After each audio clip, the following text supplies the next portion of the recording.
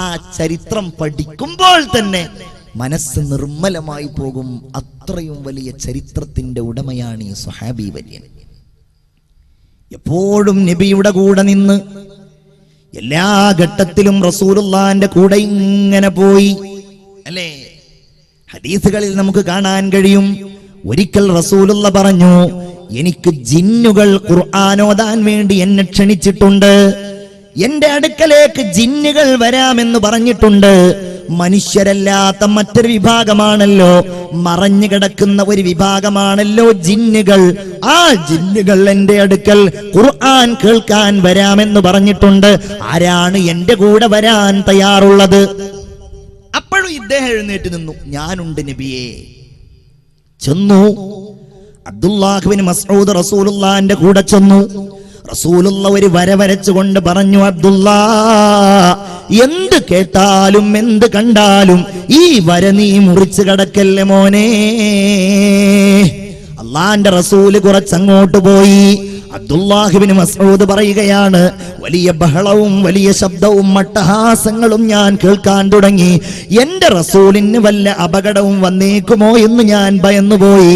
എന്നാലും ഞാൻ റസൂലുള്ള പറഞ്ഞതല്ലേ ആ വര മുറിച്ച് കടക്കാതിരിക്കുവാൻ, അതുകൊണ്ട് ഞാനത് മുറിച്ച് കടക്കാതെ ഇരുന്നു എന്ന് പറഞ്ഞുകൊണ്ട് അബ്ദുല്ലാഹ് ബിൻ മസ്ഊദ് അവിടെ കാത്തു നിൽക്കുകയാണ്. ഒരുപാട് സമയം കഴിഞ്ഞു. റസൂലുള്ള തിരിച്ചു വന്നുകൊണ്ട് പറയുകയാണ്, അബ്ദുല്ലാ, കൊല്ലങ്ങൾക്ക് മുമ്പ് സുലൈമാൻ നബി അലൈഹിസ്സലാമിന്റെ കാലത്തുള്ള നൂറുകണക്കിന് ജിന്നുകൾക്ക് ഞാൻ ഖുർആൻ ഓതി കൊടുത്തിട്ടുണ്ട് അബ്ദുല്ലാ. ആ സംഭവം ഉദ്ധരിക്കുന്ന ഒരു സൂറത്ത് തന്നെ ഖുർആനിലുണ്ട്. സൂറത്തുൽ ജിന്ന് എന്നാണ് അധ്യായത്തിന്റെ പേര്. ഒരു കാര്യം കൂടെ നിങ്ങളോട് ഞാൻ പറയുകയാണ്, ആ ജിന്നുകൾക്ക് ഖുർആൻ ഓതി കൊടുത്ത സ്ഥലത്ത് ഇന്നും മക്കയിൽ പോയാൽ മസ്ജിദുൽ ജിന്ന് എന്ന് പറയുന്ന ഒരു പള്ളി നിങ്ങൾക്ക് കാണാൻ കഴിയും.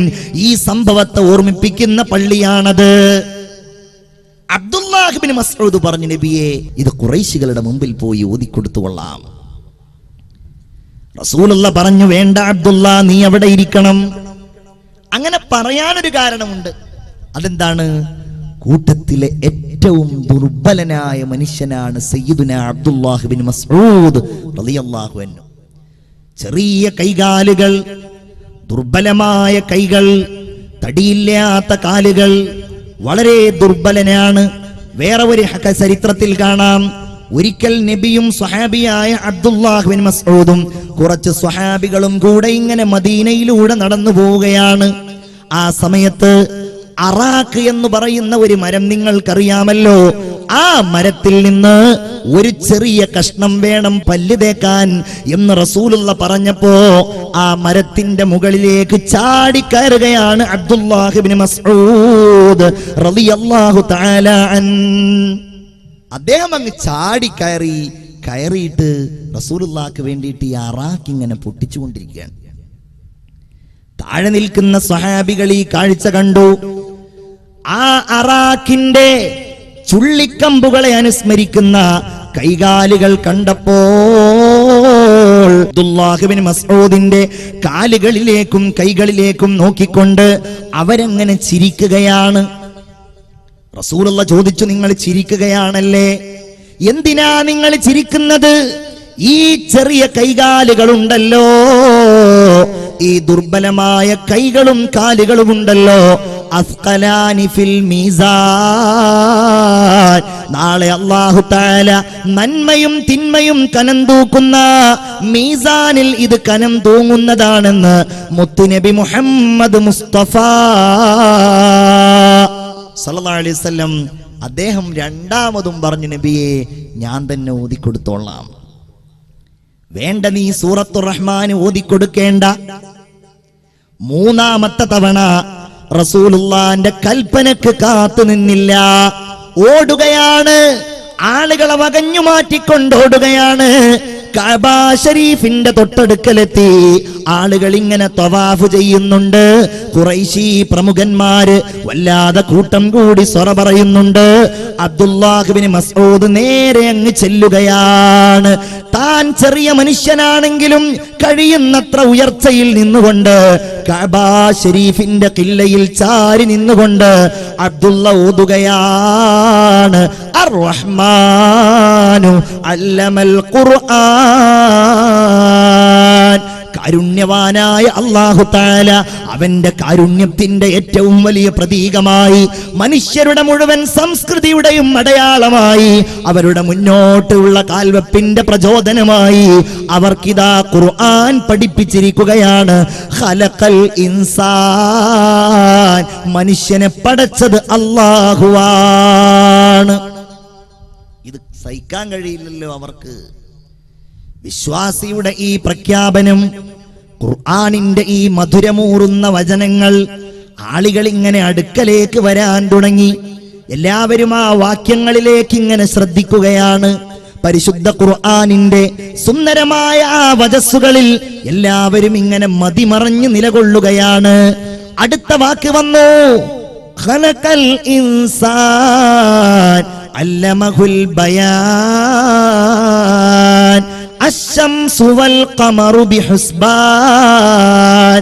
മനുഷ്യൻ അവന്റെ സമയം കണക്കാക്കുന്ന, അവന്റെ മാസം കണക്കാക്കുന്ന, അവൻ വർഷങ്ങളും അവന്റെ ജീവിതവും ക്രമീകരിക്കുന്ന സൂര്യനും ചന്ദ്രനുമുണ്ടല്ലോ, വെളിച്ചമേകുന്ന സൂര്യനും ചന്ദ്രനുമുണ്ടല്ലോ, അത് അള്ളാഹുവിന്റെ നിയമമനുസരിച്ചാണ്, അവന്റെ കണക്കും അവന്റെ കഴിവുമനുസരിച്ചാണ്, നിയന്ത്രണമനുസരിച്ചാണ് സഞ്ചരിച്ചു കൊണ്ടിരിക്കുന്നത്. വന്നജ്മു വശ്ശജറു യസ്ജുദാൻ. ഖുർആനിന്റെ വചസ്സുകളിലേക്ക്, ആ വചനപ്രവാഹങ്ങളിലേക്ക്, ആ സ്വരരാഗ സുധയിലേക്ക് ലയിച്ചു ചേർന്നിരിക്കുന്ന ആ സഹോദരന്മാരുടെ മുൻപിൽ വെച്ച് ബഹുമാനപ്പെട്ട അബ്ദുല്ലാഹ് ഇബ്നു മസ്ഊദ് പറയുകയാണ്, വന്നജ്മു വള്ളിച്ചെടികൾ, വശ്ശജറു മരങ്ങൾ, യസ്ജുദാൻ അവർ അല്ലാഹുവിന് സുജൂദ് ചെയ്യുന്നു. ഇത് സഹിക്കാൻ കഴിഞ്ഞില്ല അബൂജഹലിന്. അവൻ ഓടി ഇങ്ങ് വന്നു. ഓടി വന്നു എന്ന് മാത്രമല്ല, ചെറിയ മനുഷ്യനും ദുർബലനുമായ ഈ പാവപ്പെട്ട സ്വഹാബിയെ കഠോരമായി അവൻ മർദ്ദിക്കുകയാണ്. തന്റെ സർവശക്തിയും ഉപയോഗിച്ചുകൊണ്ടവൻ അടിക്കുകയാണ്. അടികൊണ്ട ചെറിയ മനുഷ്യൻ വേദനാജനകമായ ശബ്ദത്തോടെ അദ്ദേഹം അങ്ങ് വേച്ച് നിലത്ത് വീഴുകയാണ്. നിലത്ത് വീണപ്പോ രണ്ട് ചെവിയും പൊത്തിപ്പിടിച്ചുകൊണ്ട് ബഹുമാനപ്പെട്ടവർ എഴുന്നേൽക്കുകയാണ്. ചെവി പൊട്ടി ഒഴുകുന്നുണ്ട്, രക്തം ഒഴുകുന്നുണ്ട്. ആ ചെവിയും പൊത്തിപ്പിടിച്ചുകൊണ്ട് ഇലാ ഹളറത്തി റസൂലില്ലാഹ്, അള്ളാന്റെ റസൂലിന്റെ അടുക്കലേക്ക് വരികയാ. ഹബീബായ റസൂലേ, എന്നെ അബൂജഹൽ അടിച്ചു നബിയേ. എല്ലാവർക്കും വലിയ സങ്കടമായി, എല്ലാവർക്കും വലിയ ദുഃഖമായി. അബൂജഹൽ വല്ലാതെ മർദ്ദിച്ചിരിക്കുന്നുവല്ലോ, പകരം ചോദിക്കാൻ ഞങ്ങളുടെ അടുക്കൽ ശക്തിയില്ലല്ലോ. അതാ നസലൽ അമീനു മലക്ക് ജിബ്രീൽ അലൈഹിസ്സലാം ഇറങ്ങി വന്നുകൊണ്ട് അല്ലാഹുവിന്റെ റസൂലിന് സന്തോഷ വാർത്ത അറിയിക്കുകയാണ്. യാ റസൂലല്ലാഹ്, നിങ്ങൾ പേടിക്കേണ്ടതില്ല നബിയേ. ഇതിന് പകരം ഉണ്ടാകുന്ന ഒരു ഘട്ടം ഏതാനും സമയത്തിനകം നമുക്ക് വന്നു വരാൻ പോവുകയാണ്, നമ്മുടെ ഇടയിൽ സംജാതമാകാൻ പോവുകയാണ്. ഞാൻ ആ ചരിത്രം ചുരുക്കുകയാണ്. കാലം കടന്നുപോയി, ബദർ യുദ്ധം വന്നു. ബദറിന്റെ പോർക്കളത്തില് അബ്ദുല്ലാഹ് ഇബ്നു മസ്ഊദ് അന്വേഷിച്ച് നടക്കുകയാണ്. എവിടെയാണ് എന്നോട് ക്രൂരമായി പെരുമാറിയ അബൂജഹൽ, എന്റെ ഹബീബായ നബിയെ മർദ്ദിച്ച, റസൂലുള്ളാഹിക്കെതിരെ അക്രമങ്ങൾ അഴിച്ചുവിട്ട അബൂജഹൽ എവിടെയാണ്? അങ്ങനെ അന്വേഷിക്കുമ്പോഴതാ രണ്ട് ചെറിയ കുട്ടികൾ മുആദും മുഅവ്വിദും അവർ അബൂജഹലുമായി യുദ്ധത്തിലേർപ്പെട്ടിരിക്കുകയാണ്. തന്റെ കയ്യിലുണ്ടായിരുന്ന കുന്തം അങ്ങാഞ്ഞെറിഞ്ഞു. അബൂജഹൽ അങ്ങ് നിലത്ത് വീണു. നിലത്ത് വീണ ഇവന്റെ നെഞ്ചത്ത് കയറി നിൽക്കുകയാണ്. നിന്നെ ഞാൻ കൊല്ലാൻ പോവുകയാണ്.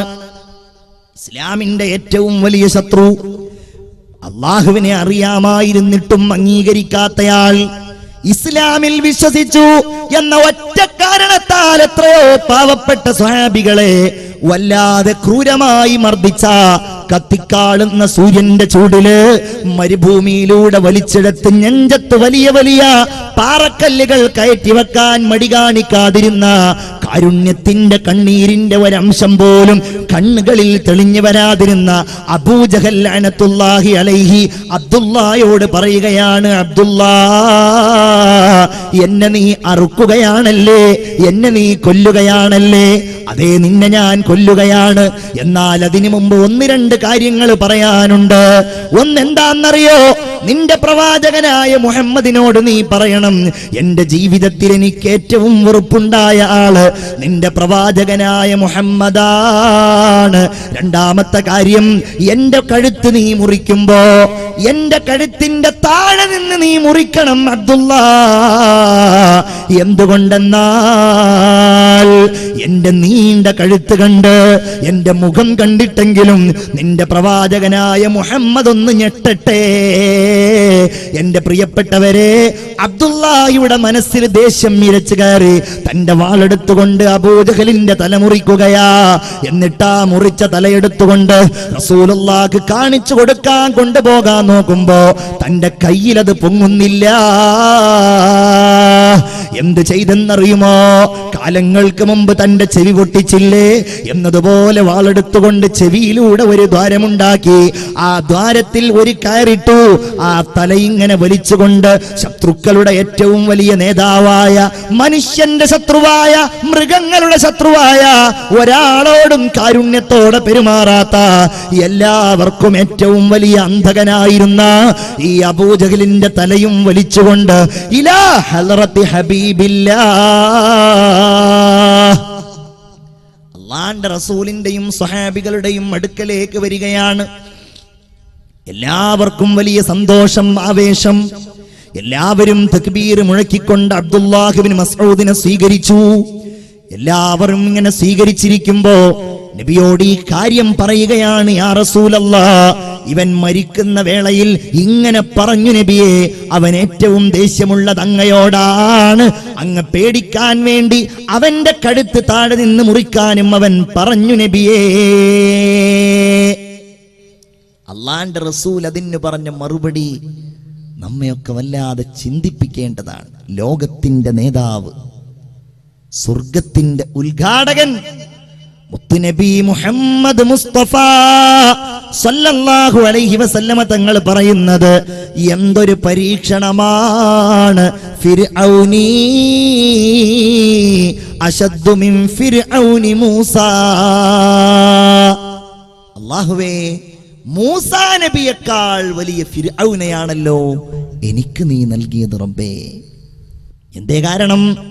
മൂസാ നബിക്ക് നീ നൽകിയ ഫിർഔൻ ചെങ്കടലിൽ മുങ്ങിത്താവുമ്പോ, അവൻ മരിക്കുമെന്ന് ഉറപ്പാകുമ്പോ അവൻ വിളിച്ചു പറയുന്നത് ആമന്തു ബി റബ്ബി മൂസാ വഹാറൂൻ. ഞാനിതാ മൂസാ നബിയുടെയും ഹാറൂൻ നബിയുടെയും റബ്ബിനെ കൊണ്ട് വിശ്വസിച്ചിരിക്കുന്നു എന്നതാണ്.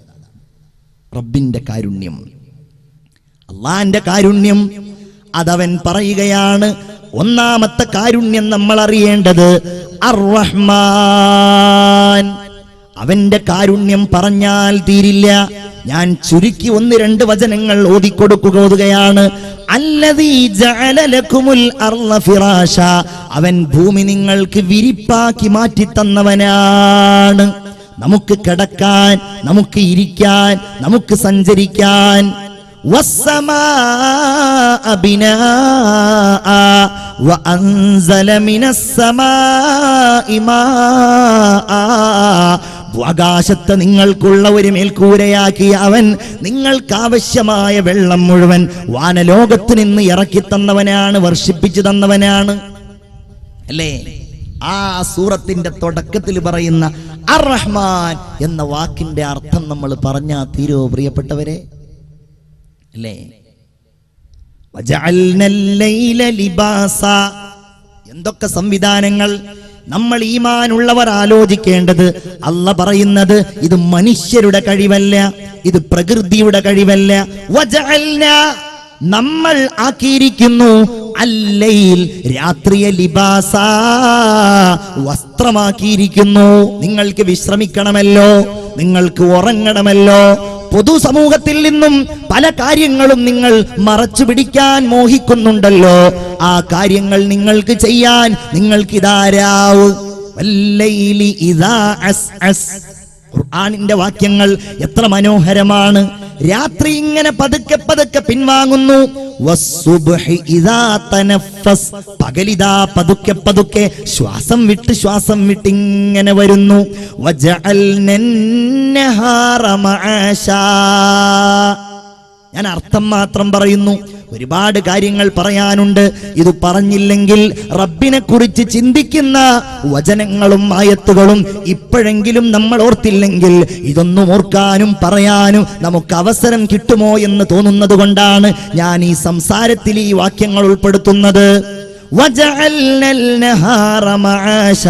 നിങ്ങൾക്ക് പകൽ ജീവിതോപാധിയായി നാം സംവിധാനിച്ചിരിക്കുന്നു. നിങ്ങൾക്ക് കിളക്കാം, നിങ്ങൾക്ക് തെങ്ങിൽ കയറാം, നിങ്ങൾക്ക് വാഹനങ്ങൾ ഓടിക്കാം, നിങ്ങൾക്ക് പണിയെടുക്കാം, നിങ്ങൾക്ക് ജീവിക്കുവാനുള്ള മാർഗം കണ്ടെത്തേണ്ട സമയമാക്കി പകലിനെ നമ്മൾ സംവിധാനിച്ചിരിക്കുകയാണ്. വബനൈനാ ഫൗഖകും സബ്അൻ ശിദാദാ. ഈമാനോടുകൂടെ നിങ്ങൾ കേൾക്കണം, ഇതിന് മുകളിൽ 7 ആകാശങ്ങൾ ശക്തമായി നമ്മൾ നൽകിയിരിക്കുകയാണ്. എന്താ ആകാശത്തിന്റെ പ്രത്യേകത? ആകാശത്ത് നിന്നാണ് നമുക്കുള്ള റിസ്ക് ഇറങ്ങുന്നത് എന്നാണ് മുഅ്മിൻ വിശ്വസിക്കേണ്ടത്. 7 ആകാശം. പടച്ചോന്റെ കഴിവ് എത്രയാണ്? പണ്ഡിതന്മാര് പറയുന്നുണ്ട്, 1-ാം ആകാശവും 2-ാം ആകാശവും ഒന്ന് താരതമ്യം ചെയ്താൽ, 1-ാം ആകാശവും 2-ാം ആകാശവും ഒന്ന് താരതമ്യം ചെയ്താൽ, വിശാലമായ ഒരു മരുഭൂമിയിൽ ഒരു മോതിരമിട്ടാൽ എത്രയുണ്ടാകുമോ അത്രയാണത്രേ 1-ാം ആകാശം ഉണ്ടാവുള്ളൂ 2-ാം ആകാശത്തിലേക്ക്. അത്രേ ഈ 2ഉം 3-ാം ആകാശത്തേക്കുണ്ടാകൂ. 6 ആകാശങ്ങളും ചുരുട്ടിക്കൂട്ടി 7-ാം ആകാശത്തേക്ക് നോക്കിയാലോ അതും വലിയ ഒരു മരുഭൂമിയിൽ ഒരു ചെറിയ മോതിരത്തിന് സമാനമേ ഉണ്ടാകൂ. അല്ലാ നിന്റെ കഴിവെത്രയാണ്! ലോകം അവസാനിക്കുന്ന ഘട്ടത്തില് ആ അല്ലാഹുവല്ലേ മത്വിയാ. ഈ കൈകളില്, അല്ലാഹുവിന്റെ കരങ്ങളില് അതിന്റെ ശക്തി എത്രയാണ്, അതിന്റെ കഴിവെത്രയാണ് അല്ലാഹുവേ നിനക്കല്ലാതെ അറിയില്ല. ഖുർആൻ പറയുകയാണ്, അല്ലാഹു ചുരുട്ടിപ്പിടിക്കുമെന്നാണ് ആകാശങ്ങളെ ഭൂമികളെ എന്നല്ല, അവന്റെ സൃഷ്ടിലോകത്തെ മുഴുവൻ അല്ലാഹുവേ നീയാണല്ലോ ചുരുട്ടിപ്പിടിക്കുന്നത്. എന്നിട്ടവൻ ചോദിക്കുന്നത് ലിമനിൽ മുൽക്കുൽ യൗം. പറയുക ഇന്നത്തെ അധികാരം ആർക്കാണ്? ലില്ലാഹിൽ വാഹിദിൽ ഖഹാർ. അന്നായിരിക്കും എല്ലാവരും സമ്മതിക്കുക അല്ലാഹുവിന്റെ അധീശത്വത്തെ കുറിച്ച്, അവന്റെ കഴിവിനെ കുറിച്ച്. തീർന്നില്ല. വബനൈനാ ഫൗഖകും സബ്അൻ ശിദാദാ വജഅൽനാ സിറാജൻ വഹാജാ. കത്തിജ്വലിക്കുന്ന വിളക്കായി സൂര്യനെ സംവിധാനിച്ചവൻ നമ്മളാണ്. സൂര്യനില്ലെങ്കിൽ സസ്യങ്ങൾ വളരുമോ? സൂര്യനില്ലെങ്കിൽ നമുക്ക് വെളിച്ചമുണ്ടാകുമോ? സൂര്യനില്ലെങ്കിൽ രാവുണ്ടാകുമോ? പകലുണ്ടാകുമോ? ഭക്ഷണങ്ങൾ ഉണ്ടാകുമോ? സൂര്യനെ സംവിധാനിച്ചത് നാമാണ്. وأنزلنا من المعصرات ماء ثجاجا لنخرج به حبا ونباتا. ഖുർആനിനെ സ്നേഹിക്കുന്നവരെ, നിങ്ങൾ ഈ വചനങ്ങളിലേക്ക് ശ്രദ്ധിക്കുക. അമ്മയാണ് സൂറത്ത് അമ്മ. വഅൻസൽനാ, നാം ഇറക്കിയിരിക്കുന്നു. മിനൽ മുഅ്സിറാത്തി, മിനൽ മുഅ്സിറാത്തി, കെട്ടി നിർത്തിയിരിക്കുന്ന മേഘക്കൂട്ടങ്ങളിൽ നിന്ന് നാം ഇറക്കിയിരിക്കുന്നു. മാഅൻ സജ്ജാജാ, കുത്തിച്ചൊരിയുന്ന മഴയെ ഇറക്കിയിരിക്കുന്നു. അല്ലേ? ഈ വെള്ളം ഇങ്ങോട്ട് വന്നാലോ, അന്നാ സ്വബബ്നൽ മാഅ സ്വബ്ബ, ആകാശത്ത് നിന്ന് നാം മഴ പെയ്യിപ്പിച്ചു, മഴ വർഷിപ്പിച്ചു.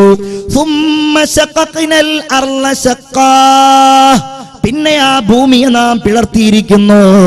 ഫഅംബത്നാ ഫീഹാ സുമ്മ ശഖഖ്നൽ അർള ശഖ്ഖാ വഅംബത്നാ ഫീഹാ ഹബ്ബ وحبا وعنبا وقضبا وزيتونا ونخلا وحدائق غلبا وفاكهة وأبا متاعا لكم ولأنعامكم. നിങ്ങൾക്കുള്ള ഭക്ഷണം, നിങ്ങളുടെ മൃഗങ്ങൾക്കുള്ള ഭക്ഷണം ഈത്തപ്പഴങ്ങളായി, ഫലവർഗ്ഗങ്ങളായി, സസ്യങ്ങളായി, നെല്ലുകളായി, എന്തെല്ലാം എന്തെല്ലാം. ആരാണിത് നൽകിയത്? അർ-റഹ്മാൻ, കാരുണ്യവാനായ അല്ലാഹു. ഇതൊന്നും പറയാൻ നമ്മൾ പുറത്തിട്ട് എന്തെങ്കിലും കാര്യം പറയേണ്ട, ഖുർആനിലെ ഈ വാക്യങ്ങൾ ഇങ്ങനെ ഓതി നോക്കിയാൽ മതി. എന്തൊക്കെ അത്ഭുതങ്ങൾ, പറഞ്ഞാൽ തീരൂല്ല. അതുകൊണ്ടല്ലേ ഈ കാരുണ്യത്തിന്റെ വജസ്സുകൾ കേൾക്കുമ്പോ ഇന്നും ലോകം ഇസ്ലാമിന്റെ ശാദ്വലമായ തീരത്തേക്കണയുന്നത്. അതുകൊണ്ടല്ലേ. വേറെന്താ അതിന്റെ കാരണം പറയാ? ഈ വചനങ്ങളുടെ പ്രവാഹം, അതിശക്തമായ വചനങ്ങളിൽ ഉൾക്കൊണ്ടിരിക്കുന്ന രാജാതിരാജന്റെ ഉന്നതമായ കഴിവുകൾ. അർ-റഹ്മാൻ, അല്ലാഹുവിന്റെ കാരുണ്യത്തെ കുറിച്ച് മനസ്സിലാക്കിയാൽ ആർക്കാണ് പ്രിയപ്പെട്ടവരെ ഈ ദീനിനെ അംഗീകരിക്കാതിരിക്കാൻ കഴിയുക? അല്ലേ? കാറ്റ് സ്റ്റീവൻസ് എന്ന വലിയ ഉന്നതനായ പോപ്പ് സംഗീതജ്ഞനെ കുറിച്ച് കേൾക്കാത്തവർ ഉണ്ടായിക്കൊള്ളണം എന്നില്ല. പോപ്പ് സംഗീതം നമുക്കാർക്കും പരിചയമില്ല. പക്ഷെ എന്നാലും പോപ്പ് ഗായകന്മാരെ നമുക്ക് എല്ലാവർക്കും അറിയാം. ഇപ്പൊ നിങ്ങൾക്ക് എല്ലാവർക്കും സുപരിചിതനായ ഒരു പോപ്പ് സംഗീതജ്ഞനാണ് ആര്? നിങ്ങൾക്ക് എല്ലാവർക്കും അറിയാം, മൈക്കൽ ജാക്സൺ. ഇല്ലേ? മൈക്കൽ ജാക്സൺ പോപ്പ് സംഗീതത്തിലൂടെ നേടിയെടുത്ത സ്ഥാനങ്ങളും നേട്ടങ്ങളും പണവും പ്രതാപവും ഒക്കെ അദ്ദേഹം മരിച്ചതിനോടനുബന്ധിച്ച് പത്രങ്ങളിൽ നമ്മൾ വായിച്ചിട്ടുണ്ടായിരുന്നു. സത്യത്തിൽ നമ്മൾ ആരും ജീവിതത്തിൽ ഇന്ന് വരെ പോപ്പ് സംഗീതം കേട്ടിട്ടില്ല. എന്നാലും പോപ്പ് സംഗീതം ലോകത്ത് പ്രശസ്തമാണ്. ഞാൻ പറയുന്നത് പാശ്ചാത്യ ലോകത്ത് പോപ്പ് സംഗീതജ്ഞന്മാരെന്ന് പറഞ്ഞാൽ അവിടെ വലിയ ആരാധനാപാത്രങ്ങളാണ്. അന്ന് 970 കാലഘട്ടങ്ങളിൽ അമേരിക്കയടക്കമുള്ള, ബ്രിട്ടൻ അടക്കമുള്ള പാശ്ചാത്യൻ രാജ്യങ്ങളിൽ ഉന്നതനായി അറിയപ്പെട്ടിരുന്ന പോപ്പ് സംഗീതജ്ഞനായിരുന്നു കാറ്റ് സ്റ്റീവൻസ്. ഇദ്ദേഹത്തിന്റെ ജീവചരിത്രം നിങ്ങൾക്ക് വേണമെങ്കിൽ ഒന്ന് മൊബൈൽ ഫോണിൽ നെറ്റുള്ള ആളുകൾ ഉണ്ടാവുമല്ലോ, കാറ്റ് സ്റ്റീവൻസ് എന്ന് അതിൽ നിങ്ങൾ ടൈപ്പ് ചെയ്താൽ ഞാൻ ഇനി പറയാൻ പോകുന്ന കാര്യങ്ങൾ നിങ്ങൾക്കതിൽ കാണാൻ കഴിയും. അദ്ദേഹം തന്നെ പറയുന്ന കാര്യങ്ങളാണ്. 978 അദ്ദേഹം മൊറോക്കോ സന്ദർശിക്കാൻ വേണ്ടി പോവുകയാണ്. മുസ്ലിം രാജ്യമായ മൊറോക്കോ. മൊറോക്കോയുടെ തെരുവോരത്തിലൂടെ കാറ്റ് സ്റ്റീവൻസ് ഇങ്ങനെ നടന്നു പോകുമ്പോഴാണ് പെട്ടെന്നാണ് പള്ളിയിൽ നിന്ന്, പരിസരങ്ങളിൽ നിന്ന് അല്ലാഹു അക്ബർ അല്ലാഹു അക്ബർ ബാങ്ക് കേൾക്കുന്നത്. അല്ലാഹു വലിയവനാണ്, അല്ലാഹു ഏറ്റവും വലിയവനാണ്. കാറ്റ് സ്റ്റീവൻസ് ചോദിച്ചു, വാട്ട് ഈസ് ദിസ് മ്യൂസിക്? ഇതെന്താണ് ഇങ്ങനെ ഒരു മ്യൂസിക്? ഞാൻ കേട്ടിട്ടില്ലല്ലോ. കൂടെയുള്ള ആളുകൾ പറഞ്ഞു കൊടുത്തു, this is the music of God. ഇത് ദൈവത്തിന്റെ സംഗീതമാണ്. ഇദ്ദേഹം പറയുന്നു, ദൈവത്തിന്റെ സംഗീതമോ? ഒരുപാട് മ്യൂസിക്കുകളെ പറ്റി ഞാൻ കേട്ടിട്ടുണ്ട്. I have heard about many musics. ഒരുപാട് മ്യൂസിക്കുകളെ കുറിച്ച് ഞാൻ കേട്ടിട്ടുണ്ട്. പക്ഷെ ആദ്യമായിട്ടാണ് മ്യൂസിക് ഓഫ് ഗോഡിനെ കുറിച്ച് ഞാൻ കേൾക്കുന്നത്. അദ്ദേഹം പറയുന്നുണ്ട്, മ്യൂസിക് ഫോർ ഫെയിം, പ്രശസ്തിക്ക് വേണ്ടിയുള്ള സംഗീതം. മ്യൂസിക് ഫോർ മണി, പണത്തിന് വേണ്ടിയുള്ള സംഗീതം.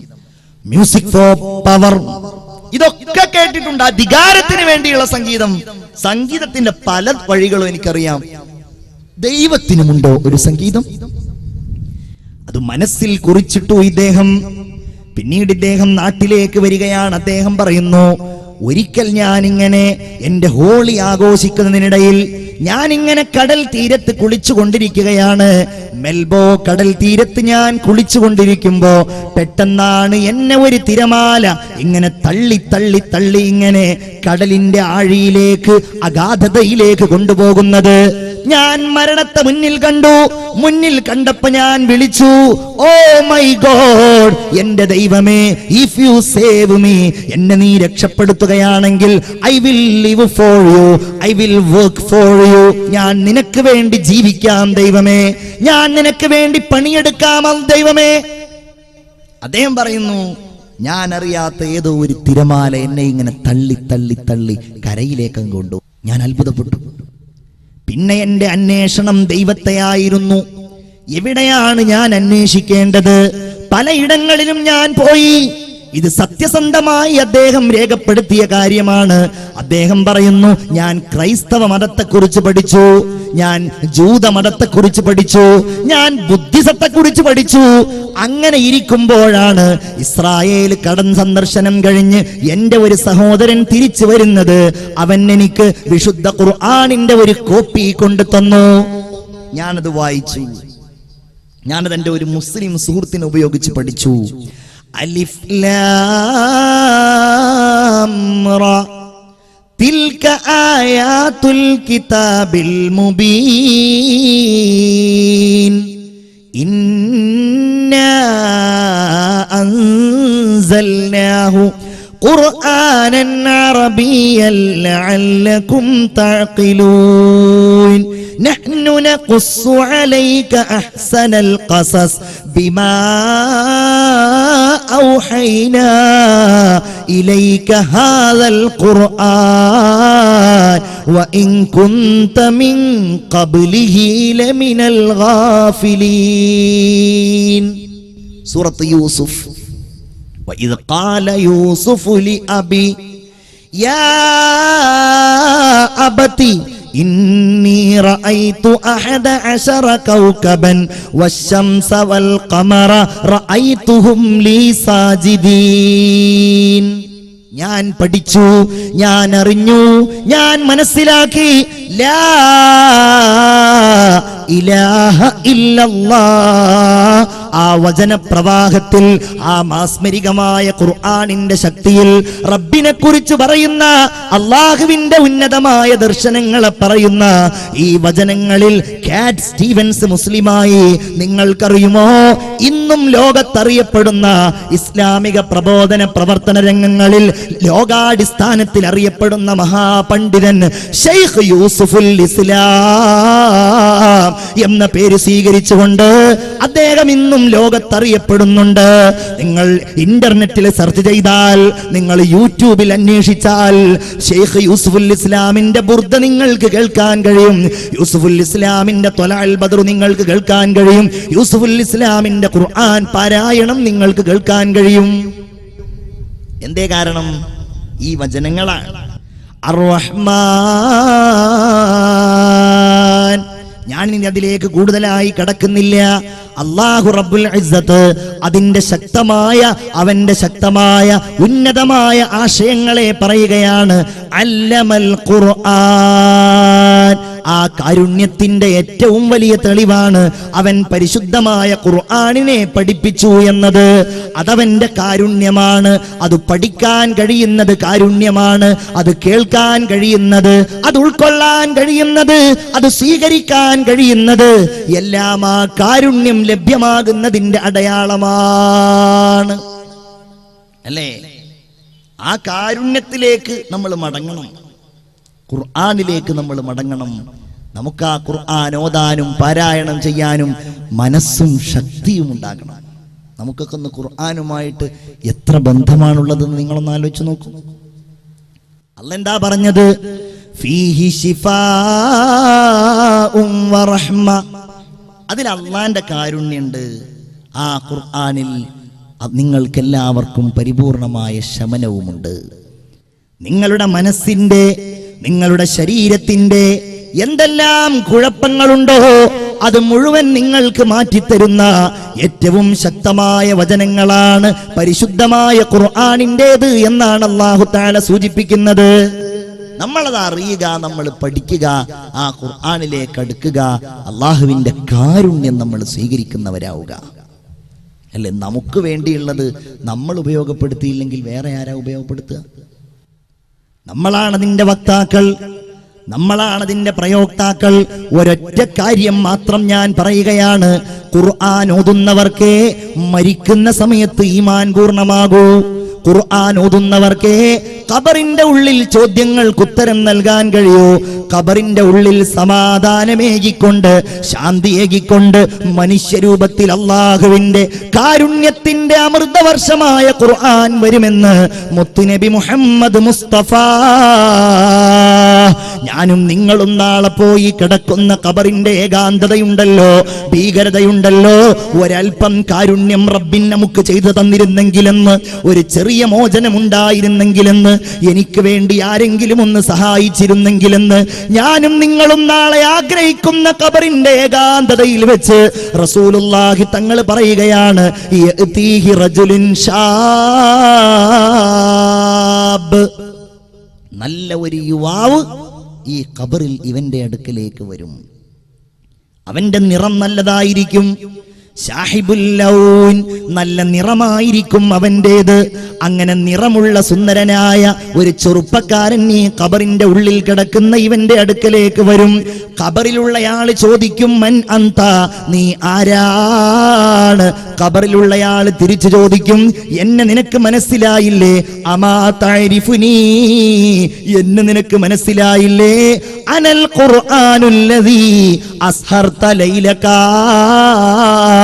രാത്രി ഉറക്കമൊഴിച്ച് നീ ഓതിയിരുന്നില്ലേ ഖുർആൻ, ആ ഖുർആനാണ് ഞാൻ.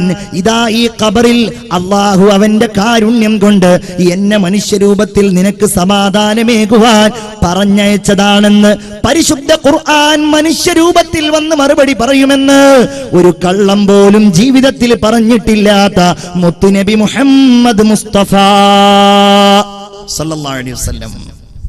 നമ്മൾ ആഗ്രഹിക്കുക, നമ്മൾ അതിനു വേണ്ടി പണിയെടുക്കുക, ഖുർആൻ ഓതുന്നവരാവുക. അതാണ് അർ-റഹ്മാനു അല്ലമൽ ഖുർആൻ ഖലഖൽ ഇൻസാൻ. റബ്ബിന്റെ കാരുണ്യം നിങ്ങൾ ആലോചിച്ചു നോക്കൂ. ഈ ലോകത്ത് നമുക്കൊക്കെ അള്ളാഹു ജന്മം നൽകിയില്ലേ? ഇന്ന് നമുക്കൊരു പേരുണ്ട്, ഇന്ന് നമുക്കൊരു ശരീരമുണ്ട്, ഇന്ന് നമുക്കൊരു അഡ്രസ് ഉണ്ട്, ഇന്ന് നമുക്ക് താമസിക്കാൻ ഒരു വീടുണ്ട്, ഇന്ന് നമുക്ക് ചൂണ്ടിക്കാണിക്കാൻ ഒരു ഉപ്പയുണ്ട്, ഒരു ഉമ്മയുണ്ട്. ആരാണതിന്റെ സംവിധായകൻ? അല്ലേ? ചിന്തിച്ചു നോക്കൂ നിങ്ങൾ. അള്ളാഹ്ക്ക് മാത്രം അറിയുന്ന കാര്യം. 2000 കൊല്ലം കഴിഞ്ഞ് നിങ്ങൾക്കൊരു പേരക്കിടാവ് ഉണ്ടാകും. 100ാമത്തെ പേരക്കിടാവെന്ന് സങ്കല്പിക്കുക. ഉദാഹരണം, ആ പേരക്കിടാവ് എങ്ങനെയുള്ളവനായിരിക്കും നമുക്കറിയില്ല. അവന്റെ മുഖം എങ്ങനെയായിരിക്കും? അവൻ കഴിക്കുന്ന മാമ്പഴത്തിന്റെ വിത്തെവിടെയായിരിക്കും ഇന്ന്? അവൻ കുടിക്കുന്ന വെള്ളത്തിന്റെ മഴ എവിടെയായിരിക്കും? അതിന്റെ നീരാവി കടലിന്റെ ഏതു ഭാഗത്തായിരിക്കും? എല്ലാം അറിയുന്നവൻ ഖലഖൽ ഇൻസാൻ, ഇതിന്റെ സൃഷ്ടാവായ നമ്മുടെ റബ്ബ് തന്നെയാണ്. നമ്മൾ നിസ്കരിക്കുമ്പോൾ നിൽക്കുന്ന റബ്ബ്, നമ്മൾ അല്ലാഹ് എന്ന് വിളിക്കുന്ന റബ്ബ്, എന്റെയും നിങ്ങളുടെയും ഈ ഒരുമിച്ച് കൂടൽ ഏതൊരു നാഥന്റെ വിളിക്കനുസരിച്ചാണോ ആ സംവിധായകനായ രാജാതിരാജനായ അല്ലാഹുവിന്റെ മഹത്വങ്ങളാണ് പ്രിയപ്പെട്ടവരെ നമ്മൾ ഓർക്കുന്നത്. ചിന്തിച്ചു നോക്കൂ നിങ്ങൾ. നമുക്ക് അല്ലാഹ് ഈ ലോകത്ത് ജന്മം നൽകിയില്ലേ മുഅ്മിനെ? അല്ലേ? അപ്പൊ നിങ്ങൾ ആലോചിക്കുന്നുണ്ടോ, ജന്മം നൽകാതിരിക്കുകയായിരുന്നു നല്ലത്? അല്ല, അതൊരു തെറ്റായ ചിന്തയാണ്. ഒരു സാധനം നമ്മുടെ അടുക്കൽ ഉള്ളതാണോ ഇല്ലാത്തതാണോ നല്ലത്? ഉള്ളതാണ്, അല്ലേ? ഒരു 50,000 രൂപ എന്റെ കയ്യിൽ ഇല്ലാത്തതല്ലല്ലോ, ഉള്ളതാണല്ലോ നല്ലത്. ഒരു ഇന്നോവ കാറ് എനിക്കുള്ളതാണല്ലോ നല്ലത്. നിങ്ങളൊക്കെ അങ്ങനെ ചിന്തിക്കും, അല്ലേ? കാശിന്റെയും കാറിന്റെയും കാര്യമായതുകൊണ്ട് എല്ലാവരും അങ്ങനെ തന്നെ ചിന്തിക്കും. നമ്മുടെ ജന്മത്തിന്റെ കാര്യത്തിലും അങ്ങനെ തന്നെയാണ് ആലോചിക്കേണ്ടത്. നമ്മളെ ഈ ലോകത്ത് ജനിപ്പിച്ചത് അല്ലാഹുവിന്റെ കാരുണ്യം അവൻ നിറച്ചുകൊണ്ടല്ലേ മുഅ്മിനേ? വലഖദ് ഖലഖ്നൽ ഇൻസാന മിൻ സുലാലത്തിൻ മിൻ തീൻ. നിങ്ങൾ വളരെ ശ്രദ്ധിക്കണം.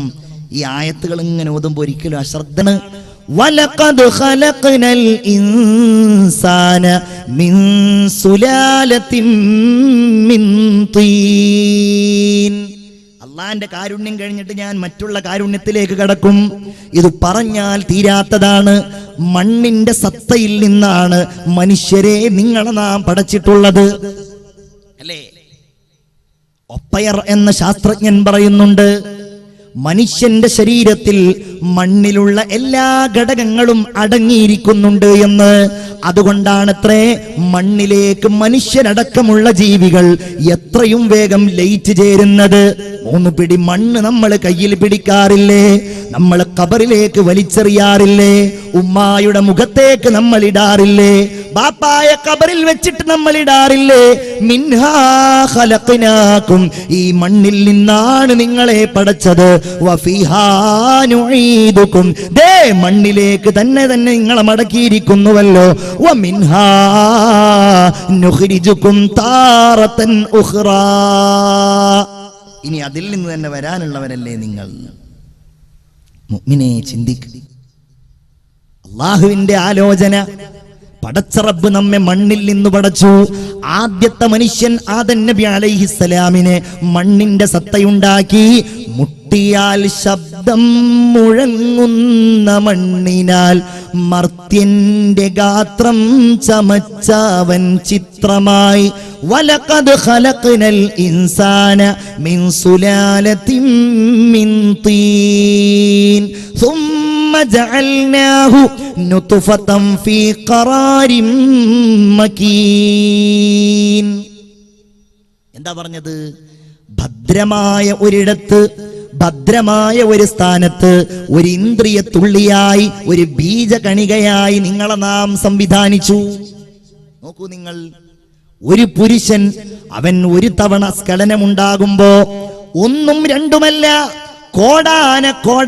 കോടിക്കണക്കിന് ബീജമാണ് ആ ഒരൊറ്റ തവണയുള്ള സ്ഖലനത്തിൽ ഉണ്ടാകുന്നത് എന്നാണല്ലോ ശാസ്ത്രം നമ്മോട് പറയുന്നത്. ഈ കോടിക്കണക്കിന് ബീജം ആര് സൃഷ്ടിച്ചു? അല്ലാഹ് സൃഷ്ടിച്ചു. വാലും തലയുമുള്ള ആ ബീജം ഇങ്ങനെ അന്വേഷിക്കുകയായിരിക്കും, എനിക്കൊരു അണ്ടത്തെ കിട്ടിയിരുന്നുവെങ്കിൽ. അങ്ങനെ സ്ത്രീയുടെ ഗർഭപാത്രത്തിന്റെ അടുത്തുള്ള ഫെലോപ്പിയൻ ട്യൂബിന്റെ പരിസരത്ത് നിന്ന് ഈ അണ്ടവുമായി ബീജം സംയോജിക്കുമ്പോൾ ഫീ ഖറാരിൻ മകീൻ, റബ്ബല്ലേ കൊണ്ടുപോയിട്ട് ഉമ്മാന്റെ ഗർഭപാത്രത്തിൽ നമ്മെ കൊണ്ടെത്തിച്ചത്. ഇന്ന് നിങ്ങൾക്ക് എത്ര വയസ്സായി? 52 വയസ്സാണോ? അത്രയും കൊല്ലം മുമ്പ്. 43 വയസ്സാണോ? അത്രയും കൊല്ലം മുമ്പ്. എന്റെ യുവാക്കളെ, സഹോദരിമാരെ, നിങ്ങളൊന്ന് ചിന്തിക്കൂ. റബ്ബല്ലേ പറയുന്നത്, നിങ്ങളെ ഞാൻ ആ ഗർഭപാത്രത്തിൽ സംവിധാനിച്ചില്ലേ? നോക്കണേ, ഒരു സ്ത്രീ ഗർഭിണിയായി കഴിഞ്ഞാൽ അവൾ ഛർദിക്കാൻ തുടങ്ങും. എങ്ങനെയെങ്കിലും ശരീരത്തിൽ ഈ വന്ന് ചേർന്നിരിക്കുന്ന ഈ അന്യവസ്തുവിനെ പുറന്തള്ളാൻ ശരീരം എന്തെല്ലാം പണികളെടുക്കും. പക്ഷേ അല്ലാഹു പറയുകയാണ്, സുമ്മ ഖലഖ്നൻ നുത്ഫത അലഖാ, പിന്നെ ആ ബീജകണികയെ, ആ ഭ്രൂണത്തെ, ആ അണ്ടത്തുള്ളിയെ, ആ അണ്ടത്തെയും ബീജത്തിന്റെയും സംയുക്തമായ സിക്താണ്ടത്തെ അലഖാ, ഒരു ഭ്രൂണമായി നാം പരിവർത്തിപ്പിച്ചിരിക്കുകയാണ്. അലഖ എന്ന വാക്കിന്റെ അർത്ഥം ഒട്ടിപ്പിടിച്ചു എന്നാണ്. ഖലഖൽ ഇൻസാന മിൻ അലഖ്, അലഖിൽ നിന്നാണ്, ഒട്ടിപ്പിടിക്കുന്ന സാധനത്തിൽ നിന്നാണ് മനുഷ്യ നിങ്ങളെ നാം സൃഷ്ടിച്ചത് എന്നാണ് അല്ലാഹു പറയുന്നത്. എന്റെ ബഹുമാനപ്പെട്ട എത്രയോ പഠനങ്ങൾ ഇതുമായി ബന്ധപ്പെട്ട് നടത്തിയ ടൊറോന്റോ യൂണിവേഴ്സിറ്റിയിലെ അനാട്ടമി ഡിപ്പാർട്ട്മെന്റ് ഹെഡായ വില്യം കീത്ത്മോർ എന്ന് പറയുന്ന മഹാനായ ശാസ്ത്രജ്ഞൻ ഇതിനെക്കുറിച്ച് വലിയ ഒരു പഠന പ്രബന്ധം തയ്യാറാക്കിയിട്ടുണ്ട്. നെറ്റിൽ സെർച്ച് ചെയ്താൽ യുവാക്കളെ നിങ്ങൾക്കത് കിട്ടും. അതിൽ അദ്ദേഹം പറയുന്ന മനോഹരമായ ഒരു കാര്യമാണ്, 14 നൂറ്റാണ്ടുകൾക്ക് മുമ്പ് അല്ലാഹു തമ്പുരാൻ എന്ന സൃഷ്ടാവിന്റെ ഉന്നതമായ വാക്യം എന്നെ അത്ഭുതപ്പെടുത്തിയിട്ടുണ്ട്. കാരണം അവനല്ലേ പറഞ്ഞത്, അലഖ, ഒട്ടിപ്പിടിക്കുന്നതിൽ നിന്നാണ് മനുഷ്യനെ സൃഷ്ടിച്ചിരിക്കുന്നത് എന്ന് അദ്ദേഹം എഴുതുകയാണ്. അലഖ് എന്ന വാക്കിന് അറബി ഭാഷയിൽ അട്ട എന്ന് അർത്ഥമുണ്ട്. ഒരു സ്ത്രീ ഗർഭിണിയായി കഴിഞ്ഞാൽ അണ്ടവും അതുപോലെ ബീജകണികയും ചേർന്ന് കഴിഞ്ഞാൽ ആ സ്ത്രീയുടെ ഗർഭപാത്രത്തിന്റെ ആന്തരപാളിയായ എൻഡോമെട്രിയത്തിൽ പോയിട്ട് ഇതങ്ങ് പറ്റിപ്പിടിച്ചിരിക്കുകയാണ്. പിന്നെ അതിന് മോചനമില്ല, അതവിടെ ഇങ്ങനെ അള്ളിപ്പിടിച്ചിരിക്കുകയാണ്. സുമ്മ ഖലഖ്നൻ നുത്ഫത അലഖാ. നമ്മുടെ റബ്ബല്ലേ, നമ്മുടെ രക്ഷിതാവല്ലേ, കാരുണ്യവാനായ തമ്പുരാനല്ലേ, ഇത് പ്രസംഗത്തിന് കൊഴുപ്പ് കൂട്ടാൻ പറയുകയല്ല മുഅ്മിനേ. പരിശുദ്ധ ഖുർആൻ അവന്റെ കാരുണ്യം സൂചിപ്പിക്കുകയാണ്. വഖലഖ്നൽ അലഖത മുദ്ഗാ. അങ്ങനെ ആ മാംസപിണ്ഡത്തെ അല്ലാഹു പറയുകയാണ്, ഇത് എന്നെ പടച്ച രൂപമാ, നിങ്ങളെ പടച്ച രൂപമാ. എന്നെയും നിങ്ങളെയും അല്ലാഹു തആല മുദ്ഗാ, ഒരു മാംസപിണ്ഡമാക്കി മാറ്റിയില്ലേ. പച്ചവനല്ലാതെ ആർക്കാ അതിന്റെ പിന്നിൽ കഴിയാ? എന്റെ സഹോദരിമാരൊക്കെ ഒന്ന് ആലോചിച്ച് നോക്കൂ. നമ്മളൊക്കെ ഗർഭം ധരിക്കുന്നവരാണല്ലോ. ചിന്തിക്കാറുണ്ടോ നിങ്ങൾ? മലഗ എന്ന വാക്കിന്റെ അർത്ഥം ചവച്ചു എന്നാണ്. ചവച്ചു, ചവക്കുന്ന പരിപാടിയാണല്ലോ നമ്മളുടെ ജീവിതത്തിന്റെ ഏറ്റവും വലിയ ഒരു ആഗ്രഹം എന്ന് പറഞ്ഞാൽ തന്നെ ഇങ്ങനെ ചവക്കുക എന്നുള്ളതാണ്. എന്നതുപോലെ ചവച്ചു.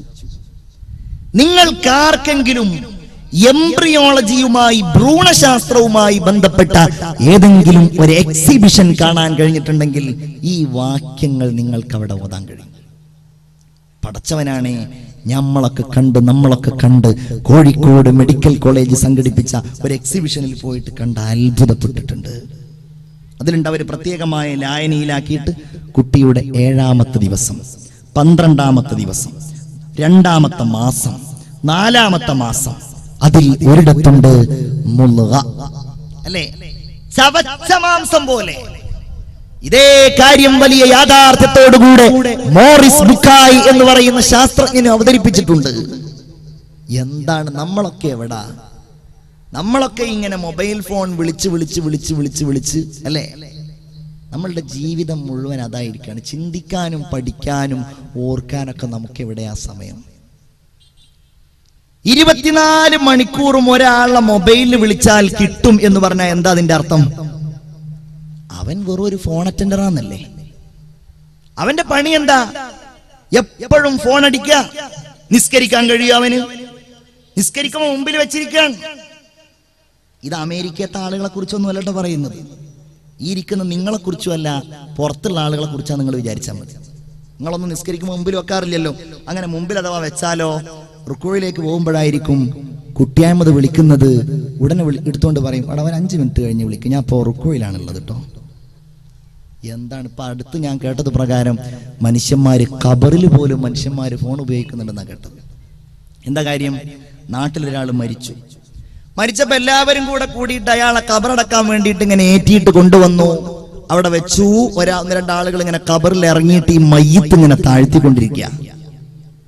താഴ്ത്തിയിട്ട് ആ മയ്യത്ത് ഇങ്ങനെ താഴ്ത്തുന്നതിന് മുമ്പ് ഇയാളുടെ ഫോൺ അരേന്ന് ഇങ്ങനെ അടിക്കുന്നുണ്ട്. ഇയാൾ വേഗം മയ്യത്ത് അവിടെ വെച്ച് ഖബറിന്റെ ഉള്ളിൽ തന്നെ ഇയാൾ ഫോൺ എടുത്തിട്ട് പറയാണ്, എടാ ഒരു 10 മിനിറ്റ് കഴിഞ്ഞ് വിളിക്കട്ടെ, ഞാൻ ഇപ്പൊ ഖബറിന്റെ ഉള്ളിലാണുള്ളത്, ഭയങ്കര തിരക്കിലാന്ന് പറഞ്ഞു. പടച്ചോനെ, ലൈഫ് ടൈം വാലിഡിറ്റി ഒക്കെ നന്നായിട്ട് കേട്ട ആളായിരുന്നു വിളിച്ച ആള്. അയാൾ പേടിക്കാൻ വേറെ എവിടെയെങ്കിലും പോണോ? പേടിച്ച അവസ്ഥന അയാൾ വല്ല മുങ്കർ നക്കീറിന്റെ ചോദ്യത്തിലൊക്കെ ആയിരിക്കുമോ?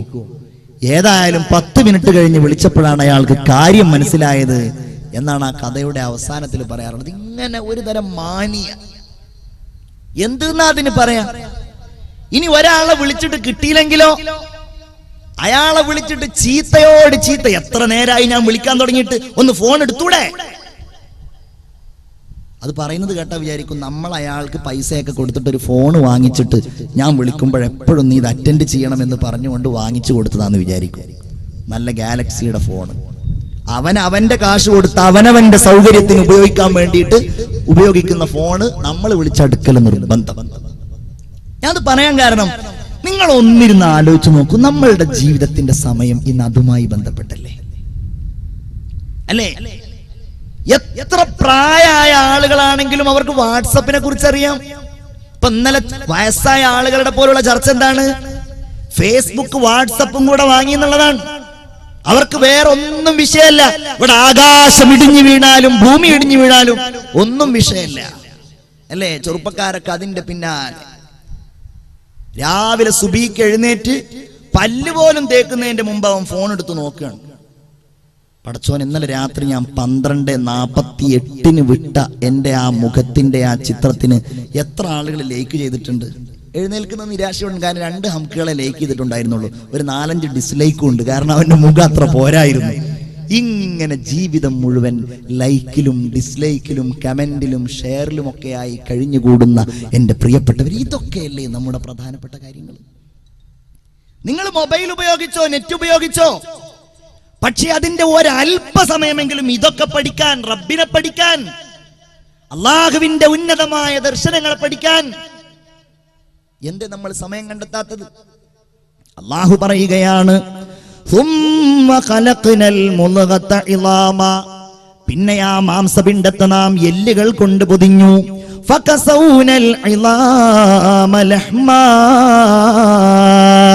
നിങ്ങൾ ചിന്തിക്കണേ, റബ്ബ് നൽകിയതാണ്.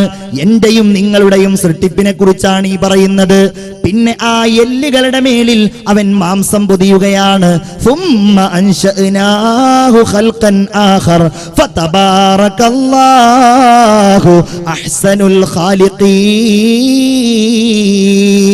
പിന്നെ അവൻ മറ്റൊരു രൂപത്തിൽ നമ്മെ പടച്ചു. അവൻ കൈകൾ നൽകി, അവൻ കാലുകൾ നൽകി, അവൻ ചെവികൾ നൽകി, അവൻ ഹൃദയങ്ങൾ നൽകി, അവൻ കണ്ണുകൾ നൽകി. അല്ലേ, അവൻ കണ്ണുകൾ നൽകി, അവൻ തല നൽകി, അവൻ മുടി നൽകി, ചിരിക്കാനുള്ള കഴിവ് നൽകി. നമ്മൾ കാണാറില്ലേ റബ്ബിന്റെ അനുഗ്രഹം ഒരുപാട് ലഭ്യമായിട്ടും ഒരനുഗ്രഹം ലഭ്യമാവാത്തവർ, കൈയില്ലാത്ത ആളുകൾ, കണ്ണില്ലാത്ത ആളുകൾ. നമ്മളൊക്കെ നമ്മുടെ കണ്ണുകൾ ഉപയോഗിച്ചുകൊണ്ട് ഈ ഭൂമിയിലുള്ള ആയിരക്കണക്കിന് നിറങ്ങളെ തിരിച്ചറിയുമ്പോ, ആയിരക്കണക്കിന് വർണ്ണങ്ങളെ നമ്മൾ അറിയുമ്പോ, നമ്മുടെ മനസ്സിന് കൺകുളിർമ നമ്മൾ ഉണ്ടാക്കുമ്പോ, അല്ലാഹുവിന്റെ വാക്ക് പടച്ചവൻ പറയുകയാണ്, നിങ്ങൾക്ക് വജഅല ലക്കുമുസ് സമഅ വൽ അബ്സാർ, നിങ്ങൾക്ക് നാം ചെവി നൽകിയില്ലേ, നിങ്ങൾക്ക് നാം കണ്ണുകൾ നൽകിയില്ലേ, നിങ്ങൾക്ക് നാം ഹൃദയം നൽകിയില്ലേ? ചിന്തിക്കണ്ടേ നിങ്ങൾ? അല്ല പറയാണ്, പക്ഷേ നിങ്ങൾ ചിന്തിക്കാറില്ല. ഖലീലം മാ തശ്കുറൂൻ. രാവിലെയും വൈകുന്നേരവും AC ഇട്ട കാറിൽ നടന്നുകൊണ്ട് നമ്മൾ ഇങ്ങനെ സഞ്ചരിക്കുന്നതിനിടയിൽ എവിടെയെങ്കിലും വെച്ച് നമ്മുടെ ഈ ഭാഗത്തൊരു വേദന വന്നാലാണോ റബ്ബേ ഇത്രയും കാലം ഒരു കുഴപ്പവുമില്ലാതെ ഞാൻ നടന്നല്ലോ എന്ന് നമ്മൾ ആലോചിക്കുന്നത്? അപ്പോഴും ആലോചിക്കൂല. അതുകൊണ്ട് പ്രിയപ്പെട്ടവരെ, ഞാൻ ഓർമ്മിപ്പിക്കുകയാണ്, റബ്ബിന്റെ കാരുണ്യത്തെ നമ്മൾ അറിയണം. നമ്മുടെ ശരീരത്തിന്റെ ഓരോ ഭാഗങ്ങളും അള്ളാഹുവിന്റെ സൃഷ്ടിലോകമാണ്. നിങ്ങൾ ചിന്തിക്കുവോ, അല്ല ഇപ്പോഴും എന്നെ ഇങ്ങനെ സൃഷ്ടിച്ചുകൊണ്ടിരിക്കുകയാണ്. കോശമാണ് സൃഷ്ടിക്കുന്നത്. കോശം, ചെറിയ കോശം, സെൽ എന്ന് പറയാറുണ്ടല്ലോ, അത്ഭുതങ്ങളുടെ കേന്ദ്രമായ കോശം.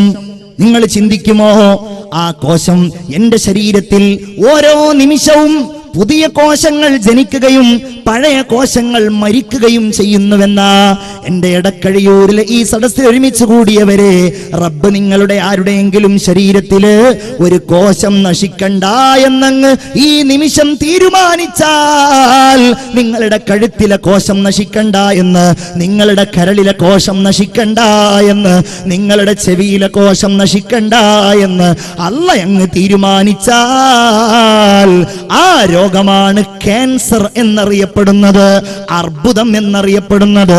തിരുവനന്തപുരത്ത് കൊണ്ടുപോയാൽ നിങ്ങൾ കണ്ടിട്ടില്ലേ, തിരിച്ചു വരുന്ന ആളുകൾക്ക് മുടിയുണ്ടാവാറില്ല, തിരിച്ചു വരുന്ന ആളുകൾക്ക് കണ്ണിന്റെ പോളകളിൽ രോമങ്ങൾ പോലും ഉണ്ടാവാറില്ല.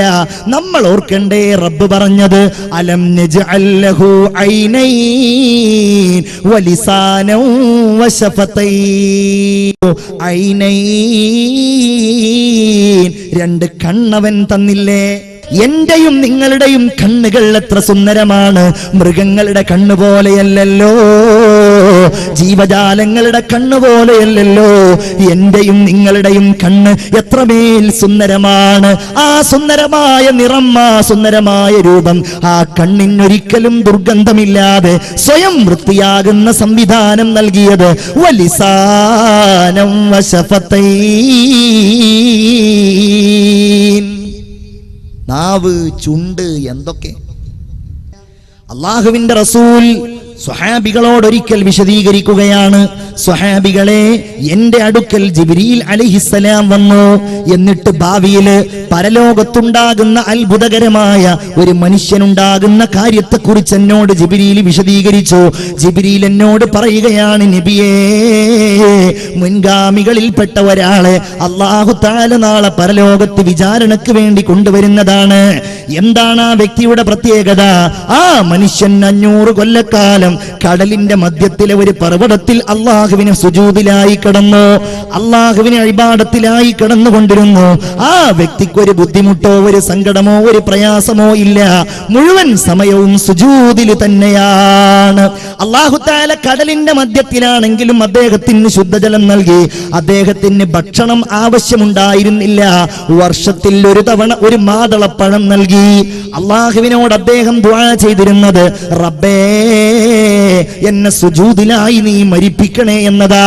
സുജൂദിൽ കിടന്ന് അദ്ദേഹം മരിച്ചു. അങ്ങനെ സുജൂദിൽ കിടന്ന് പുനർജന്മം നൽകാൻ റബ്ബിനോട് ദുആ ചെയ്തതിന്റെ അടിസ്ഥാനത്തിൽ അല്ലാഹു റബ്ബുൽ ഇസ്സത്ത് സുജൂദിൽ തന്നെ അദ്ദേഹത്തിന് പുനർജന്മം നൽകി. ജിബ്രീൽ അലൈഹിസ്സലാം പറയുകയാണ്, നബിയെ, അങ്ങനെ ഈ മനുഷ്യനെ നാളെ അള്ളാന്റെ മുമ്പിൽ കൊണ്ടുവരും. കൊണ്ടുവന്നാൽ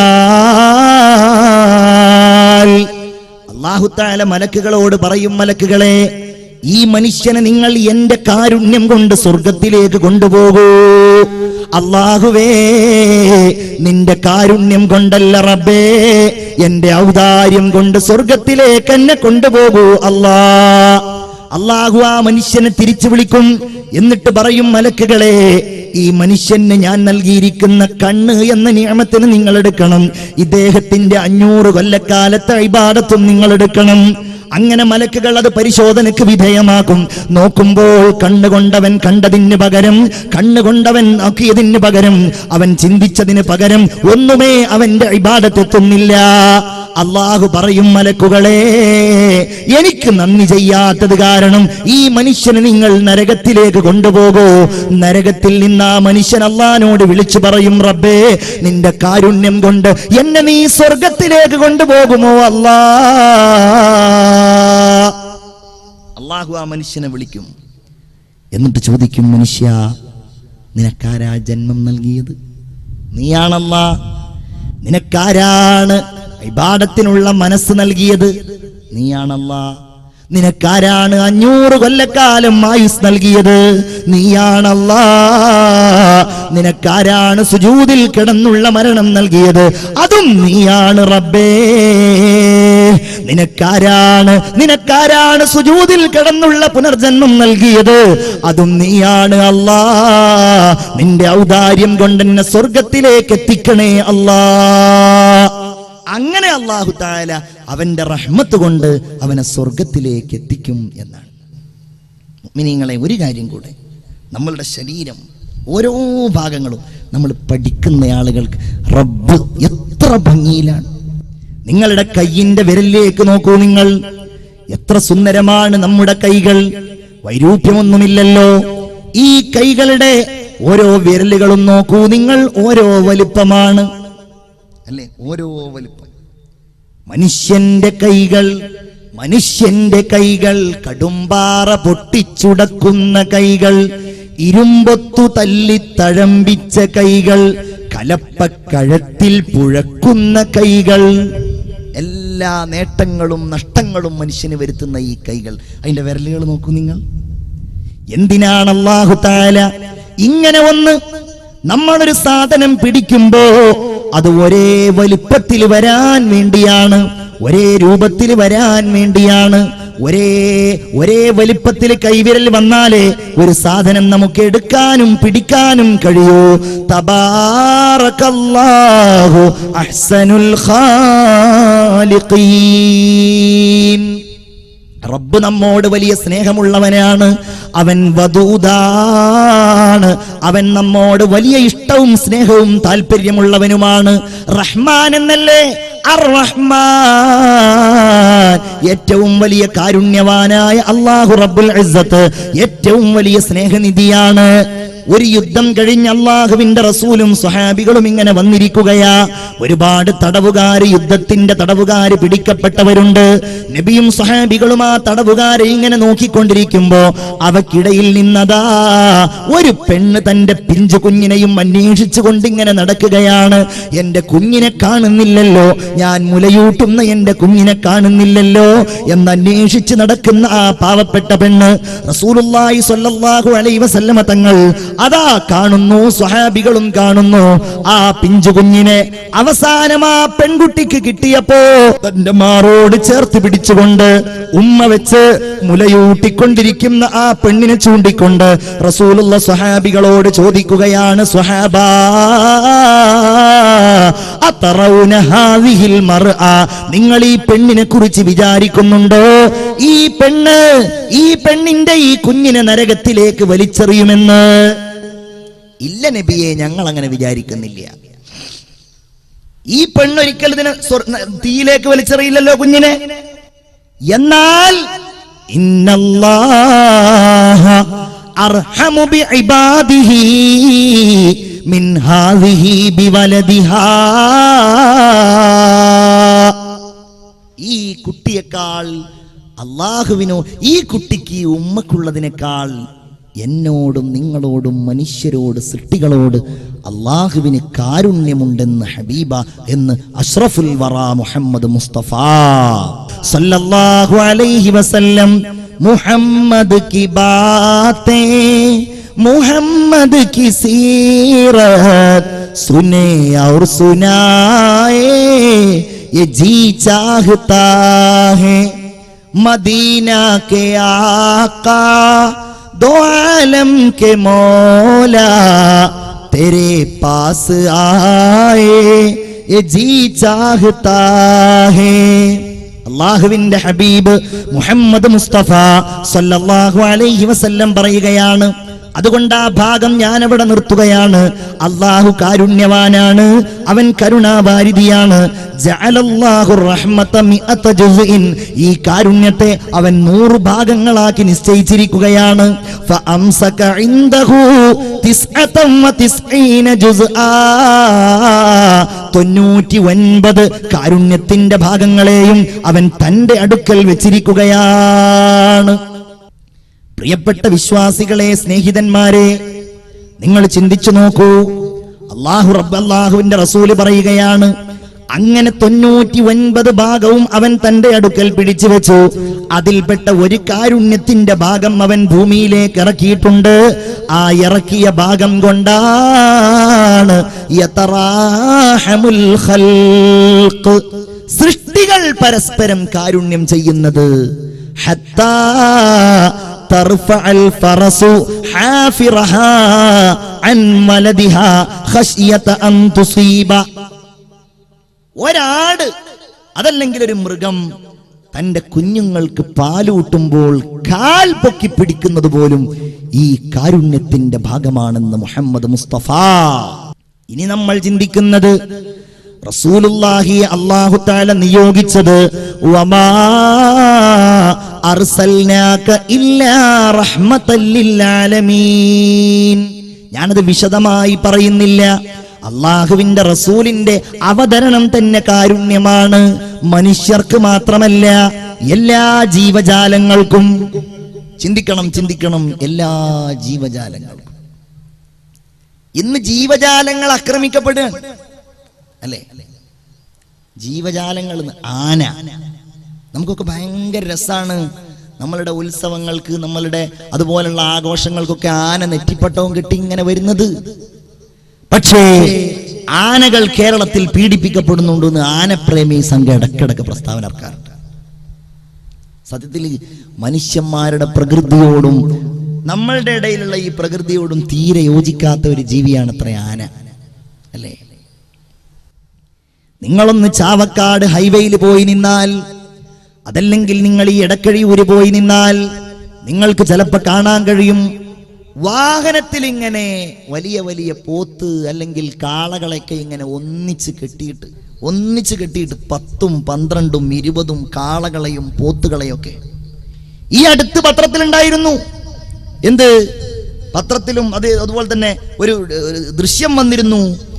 ഒരു മൂരി അറുക്കാൻ വേണ്ടി കൊണ്ടുവന്ന ഒരു കാള, ആ കാള അവശത കാരണം എഴുന്നേൽക്കുന്നില്ല എന്ന് കണ്ടപ്പോ അതിന്റെ ഗുഹ്യസ്ഥാനത്തും കണ്ണിലും മുളക് തേച്ചുകൊണ്ട് വൃത്തികെട്ട മനുഷ്യന്മാര് ആ പാവമൃഗത്തെ എഴുന്നേൽപ്പിക്കാൻ.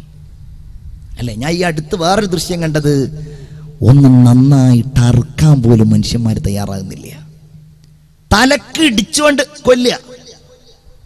കേരളത്തിന്റെ പുറത്ത് ഒരുപാട് കാലം ജീവിച്ച ഒരു ചെറുപ്പക്കാരനുമായി ഞാനിതിങ്ങനെ വേദനയോടെ പങ്കുവെച്ചപ്പോൾ അയാൾ എന്നോട് പറഞ്ഞു, ഞാനങ്ങനെ ഞാൻ കണ്ടിട്ടുണ്ട് തലക്കടിച്ചിട്ട് മൃഗങ്ങളെ കൊല്ലുന്നത് ഞാൻ കണ്ടിട്ടുണ്ട് എന്ന് പറഞ്ഞു.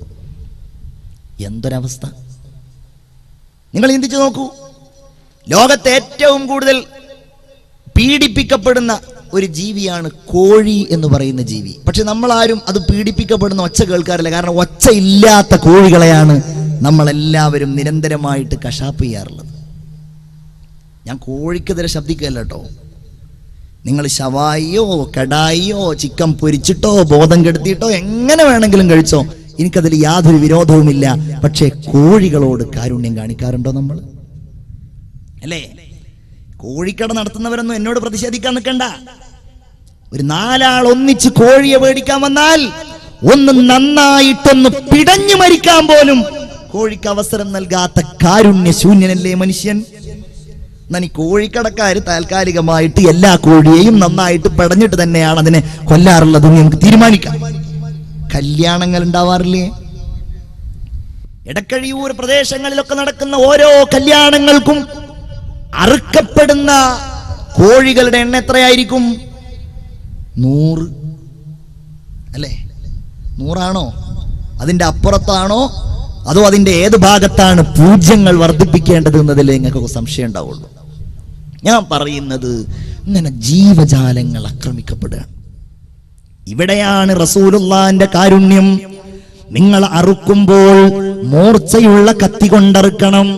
മൃഗങ്ങൾ നിങ്ങൾക്കുള്ളത് തന്നെയാണ്. ലഹും ഫമിൻഹാ റകൂബുഹും വമിൻഹാ യകുലൂൻ. നിങ്ങൾ അവയുടെ പുറത്ത് വാഹനം കയറുന്നു, നിങ്ങൾ ആ മൃഗങ്ങളെ ഉപയോഗിക്കുന്നു, നിങ്ങളെല്ലാം ചെയ്യുന്നു. അത് നിങ്ങൾക്കുള്ളത് തന്നെയാണ്. ആ മൃഗങ്ങൾ നിങ്ങൾക്കുള്ളതാണ്. ആ മൃഗങ്ങൾ വലഹും ഫീഹാ മനാഫിഉ വമശാരിബു അഫലാ യശ്കുറൂൻ. നിങ്ങൾക്കതിന്റെ പാല് കുടിക്കാം, നിങ്ങൾക്കതിന്റെ വെണ്ണ ഉപയോഗിക്കാം, നിങ്ങൾക്കതിന്റെ എല്ല് ഉപയോഗിക്കാം, നിങ്ങൾക്കതിന്റെ തോലി ഉപയോഗിക്കാം. എന്നാൽ നിങ്ങൾ അവയോട് കാരുണ്യത്തോടെ പെരുമാറണേ. നിങ്ങൾ അവയുടെ പാല് കറക്കുമ്പോ നിങ്ങളുടെ കയ്യിൽ നിങ്ങൾ എണ്ണ പുരട്ടണേ, നിങ്ങളുടെ നഖം നിങ്ങൾ മുറിക്കണേ, അവയെ നിങ്ങൾ വേദനിപ്പിക്കല്ലേ. നിങ്ങൾ അറുക്കുമ്പോൾ അറുക്കപ്പെടുന്ന മൃഗത്തെ നിങ്ങൾ സ്വതന്ത്രമാക്കി വിടണേ. അങ്ങനെ എന്തെല്ലാം കാര്യങ്ങൾ.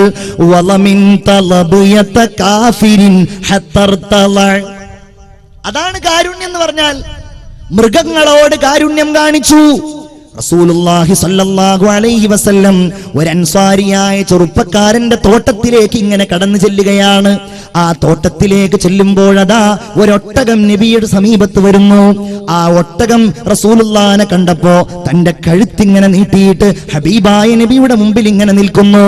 മുഹമ്മദ് നബി തന്റെ മൃദുലമായ കൈകൾ കൊണ്ട് ആ ഒട്ടകത്തിന്റെ താടയുടെ ഭാഗം ഇങ്ങനെ തടവിക്കൊടുക്കുകയാണ്. ആ ഒട്ടകത്തിന്റെ കണ്ണീരിങ്ങനെ ഒഴുകുന്നുണ്ട്. ആ ഒട്ടകം ഇങ്ങനെ കരയുന്നുണ്ട്. റസൂലുള്ള വിളിച്ചു ചോദിച്ചു, മൻ റബ്ബു ഹാദൽ ജമൽ? ഇതാരുടെ ഒട്ടകമാണ്? ഇതാരുടെ ഒട്ടകമാണ്? അല്ലാഹുവിന്റെ റസൂലേ, അത് എന്റെ ഒട്ടകമാണ്, അത് എന്റെ ഒട്ടകമാണ്. അൻസ്വാരികളിൽപ്പെട്ട മറുപടി പറഞ്ഞ ആ ചെറുപ്പക്കാരനോട് അള്ളാന്റെ റസൂല് പറയുകയാണ്, മനുഷ്യ, എന്തേ ഈ മൃഗത്തിന്റെ കാര്യത്തിൽ നിങ്ങൾ അള്ളാഹുവിനെ സൂക്ഷിക്കുന്നില്ലേ? നീ ആ ഒട്ടകത്തെ വേദനിപ്പിക്കുന്നുണ്ട് എന്ന്, അതിനെ കൊണ്ട് ഭാരമേറിയ തൊഴിൽ ചെയ്യിപ്പിക്കുന്നുണ്ട് എന്ന് ആ ഒട്ടകം എന്നോട് പരാതി പറഞ്ഞിട്ടുണ്ടെന്ന് ഹബീബായ നബി മുഹമ്മദ് മുസ്തഫ സല്ലല്ലാഹു അലൈഹി വസല്ലം. അള്ളാന്റെ തിയറി എന്താണെന്ന് അറിയാം നിങ്ങൾക്ക്? അൽ ഖൽഖു ഇയാലുല്ലാഹ്. സൃഷ്ടികൾ മുഴുവൻ അല്ലാഹുവിന്റെ കുടുംബമാണ്. അൽ ഖൽഖു ഇയാലുല്ലാഹ്, സൃഷ്ടികൾ മുഴുവൻ അല്ലാഹുവിന്റെ കുടുംബമാണ്. നിങ്ങൾക്ക് ദ്രോഹിക്കാനുള്ളതല്ല, നിങ്ങൾക്ക് കൊല്ലാനുള്ളതല്ല, നിങ്ങൾക്ക് പീഡിപ്പിക്കാനുള്ളതല്ല. അല്ലാഹുവിന്റെ റസൂല് അതാ ഒരു മാൻപേടയെ കൊല്ലാൻ വന്നുകൊണ്ടിരുന്ന ഒരു വേടനോട് പറയുന്നത്, ആ മാൻപേട അതിന്റെ വീട്ടിലേക്ക് തിരിച്ചു പോയിക്കൊള്ളട്ടെ. ആ മാൻപേട ഒരല്പസമയം കഴിഞ്ഞാൽ നിന്റെ അടുക്കലേക്ക് തന്നെ വരും. വന്നില്ലെങ്കിൽ അതിനു പകരം നീ എന്നെ കൊന്നോളൂ എന്ന് പറഞ്ഞ കാരുണ്യവാനേ മുഹമ്മദ് മുസ്തഫ. ഇത് നമ്മളല്ലേ പ്രചരിപ്പിക്കേണ്ടത്? ഇത് മേനകാ ഗാന്ധിക്ക് വിട്ടുകൊടുക്കേണ്ട കാര്യമാണോ? നമ്മളല്ലേ അതായി മാറേണ്ടത്? ഇസ്ലാമല്ലേ, മുസ്ലിമല്ലേ അല്ലേ? ഇസ്ലാം എന്ന് മാത്രല്ല, എല്ലാ മതങ്ങളും ഇവിടെ മതേതര കൂട്ടായ്മയാണല്ലോ അല്ലേ? എല്ലാ മതം. ആശ്രമ മൃഗോടയം നഹന്തവ്യോ നഹന്തവ്യ, ആശ്രമ മൃഗത്തെ നിങ്ങൾ കൊല്ലരുത്. മഹാഭാരതം ഉണ്ടായത് എങ്ങനെയാണ്? മഹാനായ വ്യാസൻ മഹാഭാരതം എന്ന് പറയുന്ന ഹൈന്ദവരായ സഹോദരന്മാരുടെ ഏറ്റവും വലിയ ഇതിഹാസമായ, ഇന്ത്യയുടെ ലോകത്ത് ഇതിഹാസമായി, ഇന്ത്യയുടെ ഇതിഹാസമായി അറിയപ്പെടുന്ന മഹാഭാരതം ഉണ്ടായത് അമ്പയ്യാൻ ഒരുങ്ങി നിൽക്കുന്ന ഒരു വേടനോട് അരുത് കാട്ടാള എന്ന് പറഞ്ഞുകൊണ്ടാണത്രേ. ആ വേടൻ വേട്ടയാടാൻ വേണ്ടി പോയ ആ പാവപ്പെട്ട പ്രാവിന്റെ കണ്ണീർ തുള്ളിയിൽ നിന്ന് ഉൾക്കൊണ്ട ഊർജമാണ് വ്യാസമഹർഷിക്ക് മഹാഭാരതം ഉണ്ടാകാനുള്ള പ്രേരണയുണ്ടായത് എന്ന് പറയപ്പെടാറുണ്ട്. മൃഗങ്ങളെ കൊല്ലാതിരിക്കാൻ, ദ്രോഹിക്കാതിരിക്കാൻ ഇന്നിപ്പോ എന്തൊക്കെ നിയമങ്ങളാണ്. നിയമങ്ങളൊന്നും പറഞ്ഞാൽ പോരാ, അതിനെങ്ങനെയൊക്കെ ലംഘിക്കാന്നുള്ളതിനെ കുറിച്ചാണ്. ചിലപ്പോൾ കാണാൻ ഓരോരുത്തരെ അറസ്റ്റ് ചെയ്യപ്പെടുന്നത് വെള്ളിമൂങ്ങ പിടിയിൽ, അതല്ല വെള്ളിമൂങ്ങയെ പിടിച്ചിട്ടാവും പിടിയിലാവുക. എന്തൊക്കെ തട്ടിപ്പുകൾ പടച്ച റബ്ബേ, നമ്മളൊക്കെ ഈ കാലത്ത് ജീവിക്കേണ്ടി വന്നല്ലോ. ഒരു ഉപകാരമില്ലാത്ത സാധനം വെള്ളിമൂങ്ങ. ഏതോ 4 ആളുകൾ പറഞ്ഞു വെള്ളിമൂങ്ങ ഉണ്ടായ ഭയങ്കര ഐശ്വര്യാണ്. അത് 5000, 10000, 50000 ഭയങ്കര കച്ചവടം. എന്തെങ്കിലും അറിയോ ആർക്കെങ്കിലും? ഇങ്ങനെ ഇവിടെയാണ് പ്രിയപ്പെട്ടവരെ റസൂലുള്ളാഹിന്റെ കാരുണ്യം. ഞാൻ അതിലേക്ക് ഇനി കൂടുതലായിട്ടൊന്നും പറയുന്നില്ല. ഇർഹമൂ മൻ ഫിൽ അർളി യർഹമുകും മൻ ഫിസ് സമാ അല്ലേ? അത് നമുക്ക് പറയാം.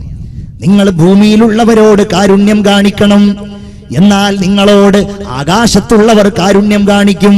ആരാണ് ആകാശത്തുള്ളവൻ? അല്ലാഹ്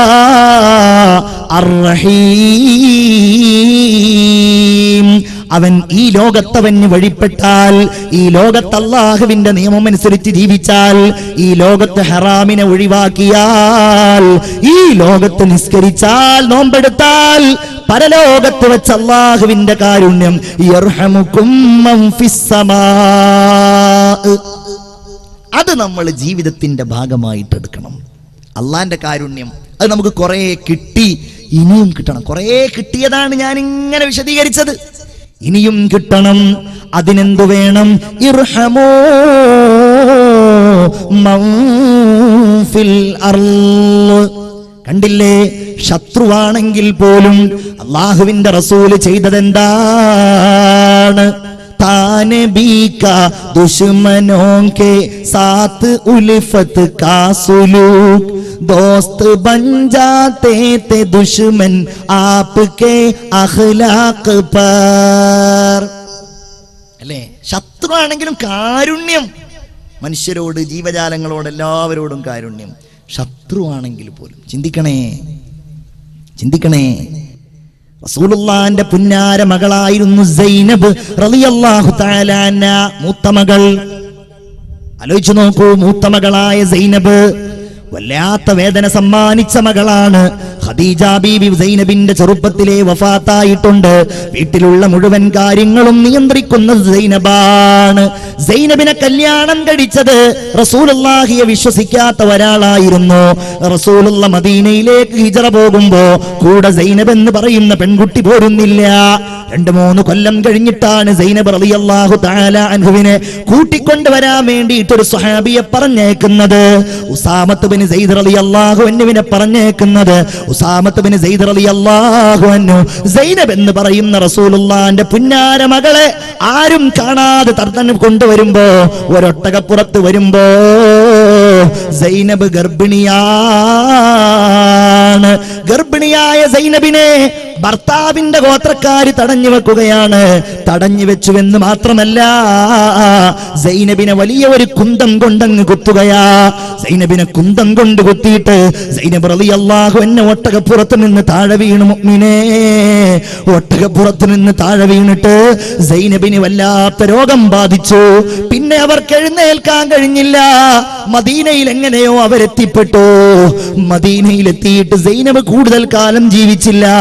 മുത്തു റസൂലിന്റെ ദുഃഖമല്ലേ, ജീവിതത്തിന്റെ സങ്കടമല്ലേ, മക്കള് മുഴുവൻ മരിച്ചു കൊണ്ടിരിക്കുന്നതിനിടയില് സൈനബ് റളിയല്ലാഹു അൻഹയും ലോകത്തോട് വിട പറഞ്ഞു പോയി.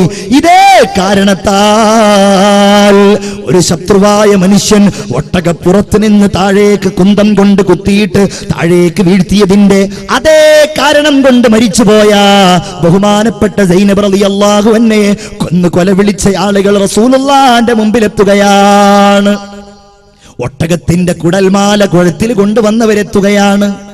ചിന്തിക്കണേ മുഅ്മിനേ, നിസ്സാരമായ കാര്യങ്ങളുടെ പേരില് അയൽവാസിയുടെ അവകാശം മുടക്കുന്നവരാ നമ്മള്, തെറ്റുന്നവരാ നമ്മള്, പിണങ്ങുന്നവരാ നമ്മള്, ആരോപണങ്ങൾ ഉന്നയിക്കുന്നവരാ നമ്മള്. എന്നാൽ മുത്തുനബിയുടെ കാരുണ്യം, ഇത് അല്ലാഹുവിന്റെ റസൂലല്ലേ, വമാ അർസൽനാക ഇല്ലാ റഹ്മത്തൽ ലിൽ ആലമീൻ. കാരുണ്യം. പാടുക പാടുക ശാരദ ശാരികെ, പാടലധാരി നീ ഇമ്പമോടെ, പാരിടെ അൽ അമീൻ എന്നൊരു പേരിനു ആരുതാൻ അർഹൻ, ആരുതാൻ അർഹൻ. പാടുക പാടുക ശാരിക ശാരദേ, പാടലധാരി നീ ഇമ്പമോടെ, പാരിടെ അൽ അമീൻ എന്നൊരു പേരിനു ആരുതാൻ അർഹൻ. ഇവരൊക്കെ റസൂലുള്ളാഹിന്റെ മുമ്പിൽ വരിക. ഖാലിദ് ബിൻ വലീദ് വരികയാണ്. റസൂലുള്ളാഹിന്റെ കഴുത്തിൽ കുടൽമാല ചാർത്തിയവർ വരികയാണ്. നിങ്ങൾ പോയിക്കൊള്ളുക, നിങ്ങൾ പോയിക്കൊള്ളുക. അന്തും തുലഖാ, നിങ്ങൾ സർവതന്ത്ര സ്വതന്ത്രരാണ്. നിങ്ങൾക്കെതിരെ പ്രതികാരമില്ല. എന്റെ മകളെ കൊന്നവരെ, നിങ്ങൾക്കെതിരെ പ്രതികാരമില്ല. എന്നെ ആക്രമിച്ചവരെ, എന്നെ കല്ലെറിഞ്ഞവരെ, എന്നെ കൂക്കി വിളിച്ചവരെ, നിങ്ങൾക്കെതിരെ പ്രതികാരമില്ലെന്ന് പറഞ്ഞ കാരുണ്യമേ മുഹമ്മദ് മുസ്തഫ സല്ലല്ലാഹു അലാ മുഹമ്മദ് സല്ലല്ലാഹു അലൈഹി വസല്ലം. ഒരു യുദ്ധം കഴിഞ്ഞ് ഇങ്ങനെ മടങ്ങി വരികയാണ് മുഹമ്മദ് മുസ്തഫ സല്ലല്ലാഹു അലൈഹി വസല്ലം. അവിടുത്തെ വാള് ഒരു വലിയ മരത്തിന്റെ കൊമ്പിൽ മാറ്റി വെച്ചിട്ടുണ്ട്, ഇങ്ങനെ തൂക്കി വെച്ചിട്ടുണ്ട്.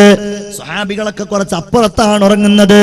ഒരു അറാബിയായ നബിയുടെ ശത്രു കടന്നു വന്നിട്ട് ഈ വാളെടുത്തു. ഉറങ്ങുന്ന നബിയെ തട്ടി ഉണർത്തിക്കൊണ്ട് ചോദിച്ചു, മുഹമ്മദേ മൻ യംനഉക മിന്നി, നിന്നെ കൊല്ലാൻ പോവാണ്, ആരാണ് എന്നിൽ നിന്ന് നിന്നെ തടയാ? ഉണ്ടെങ്കിൽ വരട്ടെ. റസൂൽ ഒരൊറ്റ മറുപടിയാണ്, അല്ലാഹ്. അല്ലാഹ്. 3 തവണ അവന്റെ കൈ വിറച്ചു, അവന്റെ നെഞ്ചകം പിടച്ചു. ആ വാള് താഴേക്ക് നിലത്ത് വീണു. ആ വാളെടുത്തുകൊണ്ട് അല്ലാഹുവിന്റെ റസൂല് എടുത്ത് ചോദിക്കുകയാണ്, ഏതാ നിന്റെ ചാൻസ് കഴിഞ്ഞില്ലേ, ഇനി എന്നിൽ നിന്ന് നിന്നെ ആരാണ് തടയുക? ഇല്ല മുഹമ്മദേ,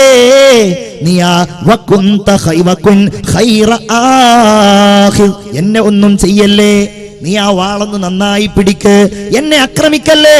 റസൂലുള്ള വാള് താഴ്ത്തിയിട്ട് പറഞ്ഞു, നിന്നെ ഞാൻ വെറുതെ വിടാം, പകരം നീ മുസ്ലിം ആകണം. ഇയാൾക്ക് അപ്പോഴും വാശി, മുസ്ലിം ഒന്നും ആവൂല, പകരം ഒരു കാര്യം ചെയ്യാ, ഇനി ആരെങ്കിലും നിങ്ങൾക്കെതിരെ യുദ്ധം ചെയ്യുകയാണെങ്കിൽ അവരുടെ കൂടെ ഞാൻ ഉണ്ടാവില്ല, ആ ഉറപ്പ് ഞാൻ തരാ. മതി, അയാളെ വിട്ടയച്ചല്ലോ. തന്നെ കൊല്ലാൻ വേണ്ടി വന്ന ശത്രുവിനെ സ്വതന്ത്രമാക്കി വിട്ടയച്ച മുഹമ്മദ് മുസ്തഫ സല്ലല്ലാഹു അലൈഹി വസല്ലം. സ്വഹാബികളും അങ്ങനെയാണ്. മുഹമ്മദുർ റസൂലുള്ളാഹ് വല്ലദീന മഅഹു അശിദ്ദാഉ അലൽ കുഫാർ. സ്വഹാബികളും അങ്ങനെയാണ്. റുഹമാഉ ബൈനഹും, പരസ്പരം കാരുണ്യമുള്ളവരാണ്. അല്ലേ? എന്താണ് ആ കാരുണ്യം പറഞ്ഞാ തീരുവോ? അല്ലേ? ഒരവസരത്തിൽ ഹബീബായ റസൂലുള്ളാഹി സ്വല്ലല്ലാഹു അലൈഹി വസല്ലമ തങ്ങളുടെ പള്ളിയിൽ ഒരതിഥി വരികയാണ്. ഒരു പാവപ്പെട്ട മനുഷ്യൻ. രാത്രിയാണ്.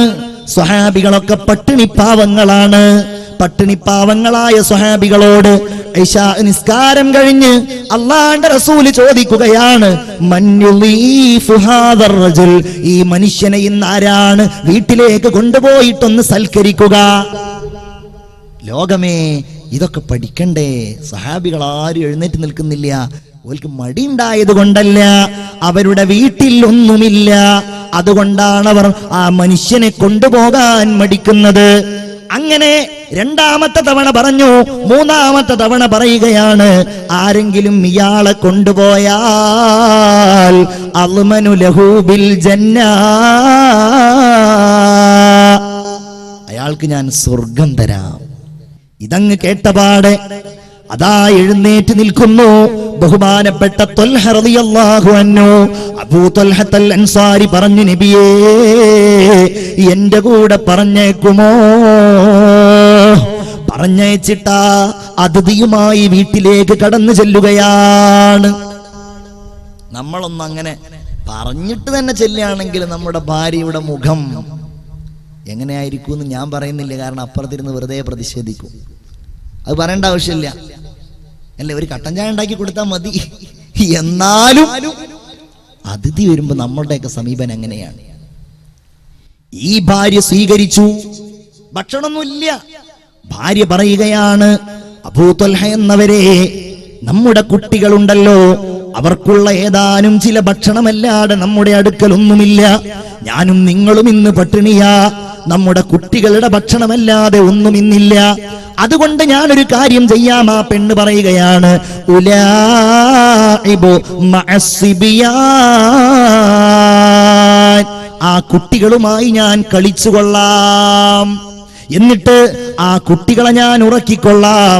കുട്ടികൾ ഉറങ്ങിക്കഴിഞ്ഞാൽ നമുക്ക് ആ കുട്ടികളുടെ ഭക്ഷണം എടുത്തുകൊണ്ട് അതിഥിക്ക് കൊടുക്കാം. അതിഥി അതങ്ങ് കഴിക്കാൻ തുടങ്ങുമ്പോ ഞാൻ വിളക്ക് ഊതാം.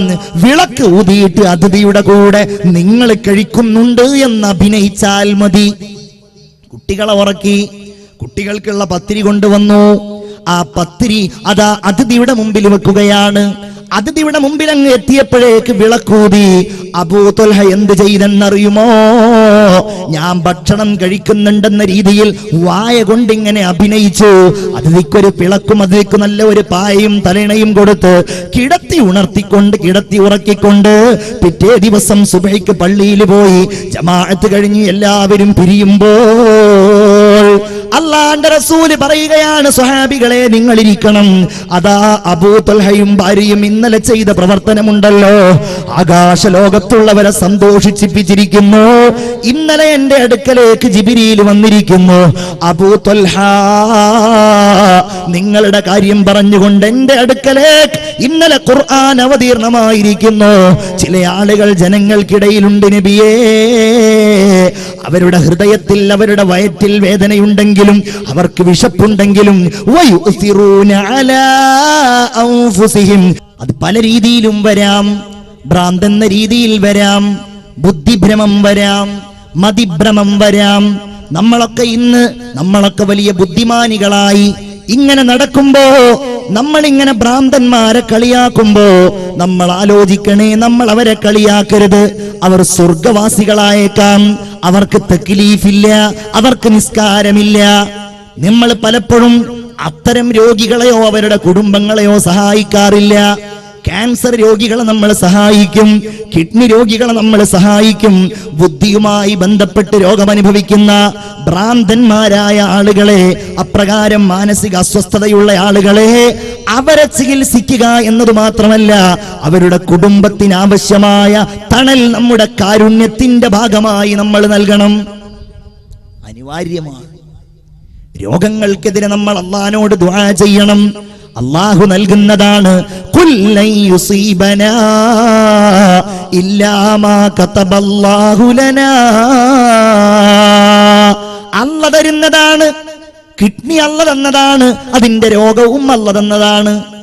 നമ്മൾ കണ്ണ് തുറക്കാതിരുന്നാൽ ഈസാ നബി അലൈഹിസ്സലാം പറയാറുണ്ടായിരുന്നു, നിങ്ങൾ കണ്ണ് തുറന്ന് അല്ലാഹുവിനോട് ദുആ ചെയ്യണം, എങ്കിലേ നിങ്ങൾക്ക് ചുറ്റുപാടുള്ള കഷ്ടപ്പാടുകളെ, അവശതകളെ കാണാൻ കഴിയുകയുള്ളൂ എന്ന് ബഹുമാനപ്പെട്ട സയ്യിദുനാ ഈസാ അലൈഹിസ്സലാം പറയുകയാണ്. നമ്മൾ കാരുണ്യം കാണിക്കുക, നമ്മൾ ഫണ്ട് പിരിക്കുക, നമ്മൾ പണം എടുക്കുക, നമ്മൾ നമ്മുടെ സദഖ ചെയ്യുക. നമ്മൾ സദഖ ചെയ്തിട്ട് അത് കിഡ്നി രോഗികളുടെ ഡയാലിസിസിന് വേണ്ടി കൊടുക്കുക. നമുക്കിടയിൽ എത്രയോ ആളുകൾ ഉണ്ടല്ലോ കിഡ്നിയുമായി ബന്ധപ്പെട്ട അസുഖമുള്ള ആളുകൾ. അല്ലാഹു നമ്മെ കാത്തുരക്ഷിക്കുമാറാവട്ടെ. പ്രിയപ്പെട്ടവരെ, അങ്ങനെ ഒരു രോഗം അങ്ങ് വന്നു കഴിഞ്ഞാൽ ആ രോഗം വന്ന ആളുകൾക്ക് മാത്രമല്ല, ആ മനുഷ്യന്റെ ഭാര്യക്ക്, ആ മനുഷ്യന്റെ മാതാപിതാക്കൾക്ക്, അവന്റെ ബന്ധുക്കൾക്ക് എല്ലാവർക്കും അതിന്റെ പ്രയാസമാണ്. എന്തൊരു ദുരിതമാണ്. എനിക്ക് വേണ്ടപ്പെട്ട ഒരാൾ കോഴിക്കോട് മെഡിക്കൽ കോളേജിൽ കിഡ്നിക്ക് രോഗമാണെന്ന് പറഞ്ഞുകൊണ്ട് ഞാൻ അദ്ദേഹത്തെ സന്ദർശിക്കാൻ വേണ്ടിയിട്ട് അവിടുത്തെ നെഫ്രോളജി വാർഡിൽ പോയപ്പോ എന്നോടാൻ പോയ ആ ചെറുപ്പക്കാരൻ പറയുകയാണ്, ദേ കണ്ടില്ലേ കിടക്കുന്നു ഒരാൾ, അയാൾ മരണത്തെ കാത്ത് കിടക്കുകയാണ്. അയാൾക്ക് ഭാര്യയില്ല, മക്കളില്ല, ബന്ധുക്കളില്ല, എല്ലാവരും ഉണ്ടായിരുന്നു. ഭാര്യ ഒരിക്കൽ ഇതാ ഈ മനുഷ്യനെ ഇവിടെ കിടത്തിയിട്ട് ഉറങ്ങുന്ന സമയത്ത് ചുറ്റുപാടുകളിലുള്ളവരോട് പറഞ്ഞു, ഇതാ ഞാൻ ഇദ്ദേഹത്തിന്റെ അടുക്കൽ നിന്ന് പോവുകയാണ്, ഇനി അദ്ദേഹം ഉണരുമ്പോ നിങ്ങൾ പറയണേ, എനിക്ക് മടുത്തു നിങ്ങളോടുകൂടെയുള്ള ജീവിതം, നിങ്ങളുടെ ഡയാലിസിസും നിങ്ങളുടെ എല്ലാ കാര്യങ്ങളും, അതുകൊണ്ട് ഞാൻ പോവുകയാണെന്ന് പറഞ്ഞുകൊണ്ട് ആ കിഡ്നി രോഗിയുടെ അടുക്കൽ നിന്ന് ഇറങ്ങിപ്പോയത്രേ ഭാര്യ. നമുക്കില്ല എന്ന് കരുതിയിട്ട് ഉള്ളവരെ കാണാതിരിക്കരുത്. അതാണ് ഇർഹമൂ മൻ ഫിൽ അർള്. നമുക്ക് തരാതിരിക്കാൻ, അതാണ് വേണ്ടത്. അല്ലാഹു തരാതിരിക്കാൻ. പടച്ചോൻ നമുക്ക് ഏതായാലും ആരോഗ്യവും ജീവനും ജന്മവും ഒക്കെ നൽകി. അതിനേക്കാൾ ഉപരിയായി ഈ ആരോഗ്യ അല്ലാഹു തആല അങ്ങ് നിലനിർത്താൻ നമ്മൾ നമുക്കിടയിലുള്ള രോഗികളെ സഹായിക്കുക. കണ്ണീരിന്റെ നനവാണ്, ആർദ്രതയാണ്, അല്ലേ? എന്റെ വളരെ വേണ്ടപ്പെട്ട ഒരു കൂട്ടുകാരൻ, ആ കൂട്ടുകാരൻ വളരെ മാന്യനാണ്, തരക്കേടില്ലാത്ത സാമ്പത്തിക ശേഷിയുള്ളവനാണ്. അവന്റെ പിതാവിന് കിഡ്നിയുടെ അസുഖമാണ്. അങ്ങനെ അവന്റെ പിതാവിന് വേണ്ടി എല്ലാ ആഴ്ചയിലും 2 തവണ ഈ തൃശ്ശൂരിലുള്ള ദയാ ഹോസ്പിറ്റലിൽ വരും. കുറച്ചു മുൻപ് അങ്ങനെ വന്ന് ഓരോ ആഴ്ചയിലും 2000-ഉം 3000-ഉം ഒക്കെ ചെലവാണ്. പുറമെ വണ്ടിക്കും ചെലവാണ്. അങ്ങനെ ഒരു ദിവസം അവൻ എന്നോട് പറഞ്ഞു, എടാ ഇവിടെ നമ്മൾ നിന്നിട്ട് കാര്യമില്ല, ഞാൻ ഗൾഫിൽ പോവുകയാണ്. അങ്ങനെ ഗൾഫിൽ പോയി വർഷങ്ങളോളം അവൻ ആഴ്ചയിലും മാസങ്ങളിലും പണമയച്ചു. എന്നെ വിളിച്ചിട്ട് പറയും, ഉപ്പാന്റെ അസുഖം കാരണം ഞാൻ വേറെ ഒന്നും ആലോചിക്കുന്നില്ല, ഞാൻ നാട്ടിനെ കുറിച്ച് ആലോചിക്കുന്നില്ല, ഞാൻ ഇവിടെ തന്നെ അങ്ങ് കൂടുകയാണ്, ഉപ്പാക്ക് പണമില്ലല്ലോ. പലപ്പോഴും എനിക്ക് വലിയ വേദന തോന്നും. എനിക്ക് ജിദ്ദയിൽ പോകാൻ അവസരമുണ്ടായപ്പോ ഞാൻ അവന്റെ അടുക്കൽ പോയപ്പോ അവൻ കണ്ണീരോടുകൂടെ ഉപ്പാന്റെ അസുഖത്തെ കുറിച്ച് പറഞ്ഞു. അവൻ എന്നോട് പറഞ്ഞു, എനിക്ക് വേദനയില്ല, എനിക്ക് സങ്കടമില്ല, ഇതെന്റെ ഒരു വിധിയാണെന്ന് ഞാൻ കരുതുന്നു. അങ്ങനെ കുറെ കാലം കഴിഞ്ഞിട്ട് ഒരു ദിവസം അതാ എന്റെ നാട്ടിലൊരു ഇതുപോലൊരു ഫംഗ്ഷൻ ഉണ്ടായി. രോഗികളായ ആളുകൾക്ക് ചികിത്സാ സഹായമാണ്. അതിൽ പാവപ്പെട്ട ഞാൻ പങ്കെടുക്കുന്നു. വാങ്ങിക്കുന്നുണ്ട്.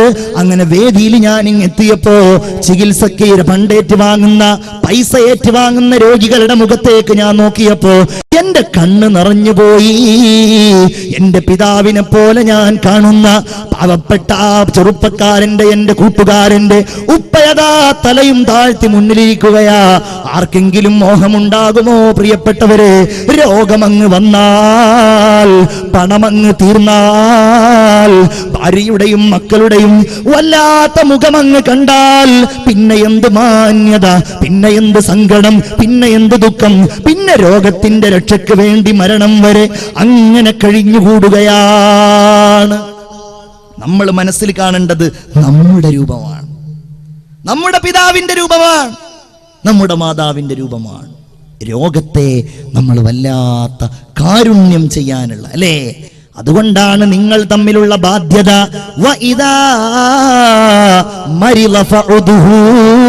അവൻ രോഗിയായാൽ നിങ്ങൾ അവനെ സന്ദർശിക്കണമെന്ന് മുഹമ്മദ് മുസ്തഫ സല്ലല്ലാഹു അലൈഹി വസല്ലം.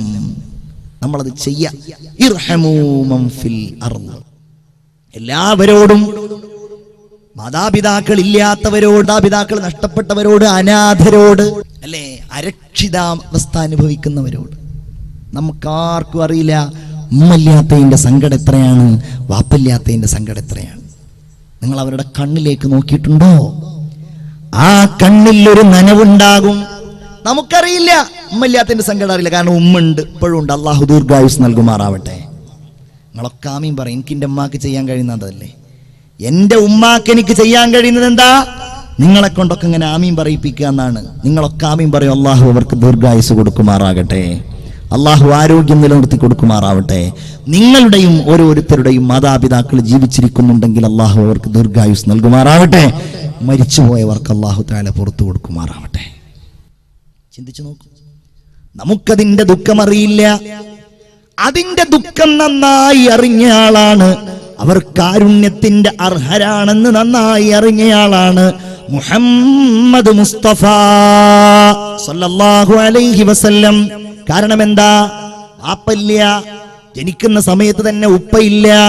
അബ്ബവാഇൻ തീരത്ത് ആമിന ബീവി, അന്ത്യ സമയത്ത് അവരന്ന് തേങ്ങി. 6ാമത്തെ വയസ്സിലാണെങ്കിലോ മാതാവും മരിച്ചുപോയി, ഉമ്മയില്ല. ഒരു ദിവസം അതാ റസൂലുള്ളാഹി തങ്ങള് സ്വഹാബികളോടുകൂടെ ഇങ്ങനെ മദീനയിലൂടെ സഞ്ചരിച്ചു.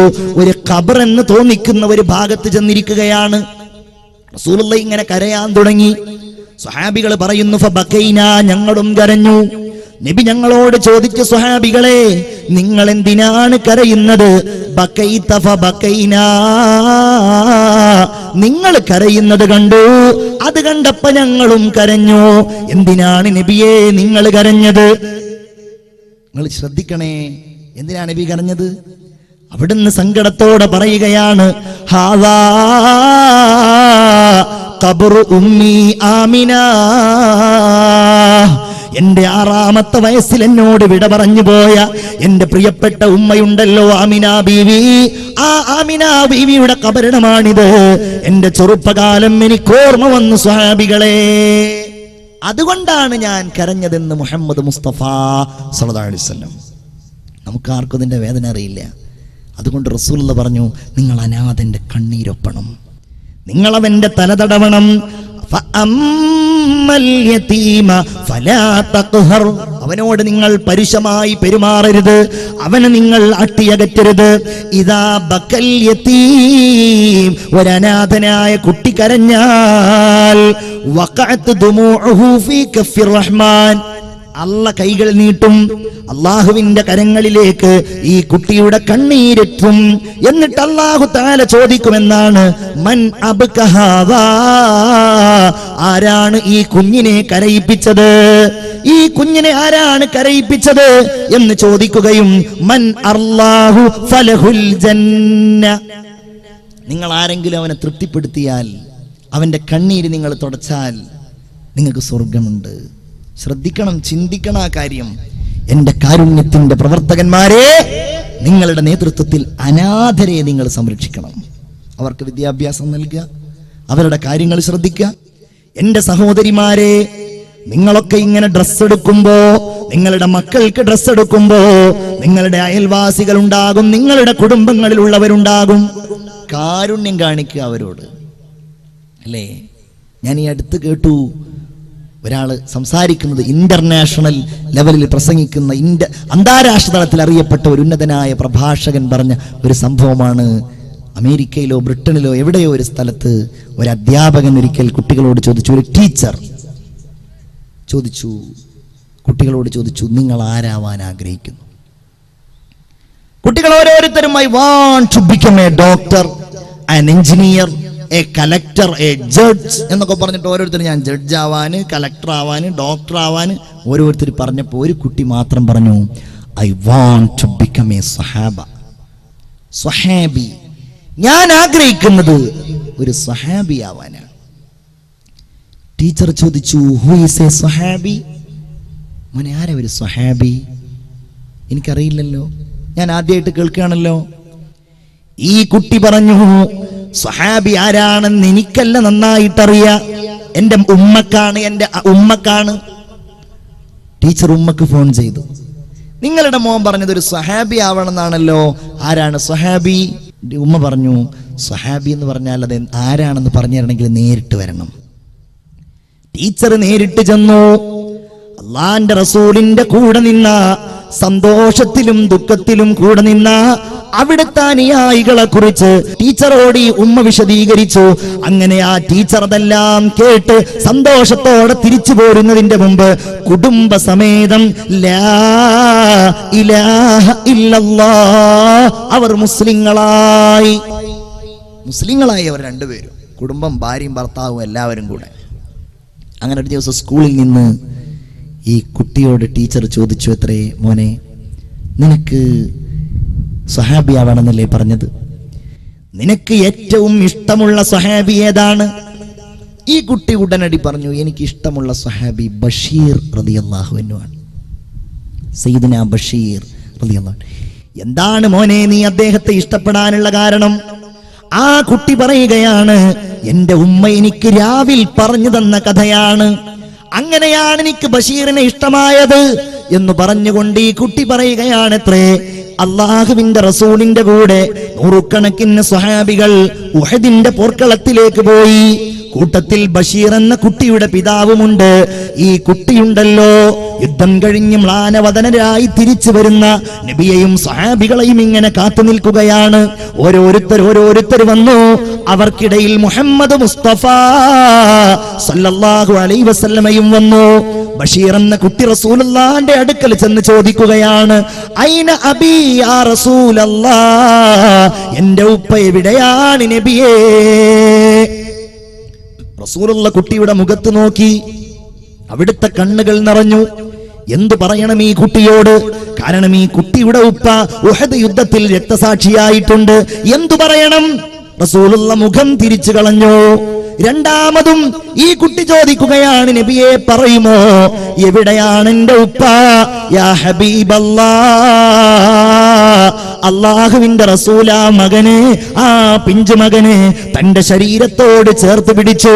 അവന്റെ കണ്ണുകളിലേക്ക് ഉറ്റുനോക്കിക്കൊണ്ട് മുത്തുനബി പറയുകയാണ്, മോനെ, നിന്റെ ഉപ്പ ഞാനാണെന്ന് പറഞ്ഞാൽ നിന്റെ ഉപ്പ ഞാനാകുന്നത് നിനക്കിഷ്ടമല്ലേ മോനെ?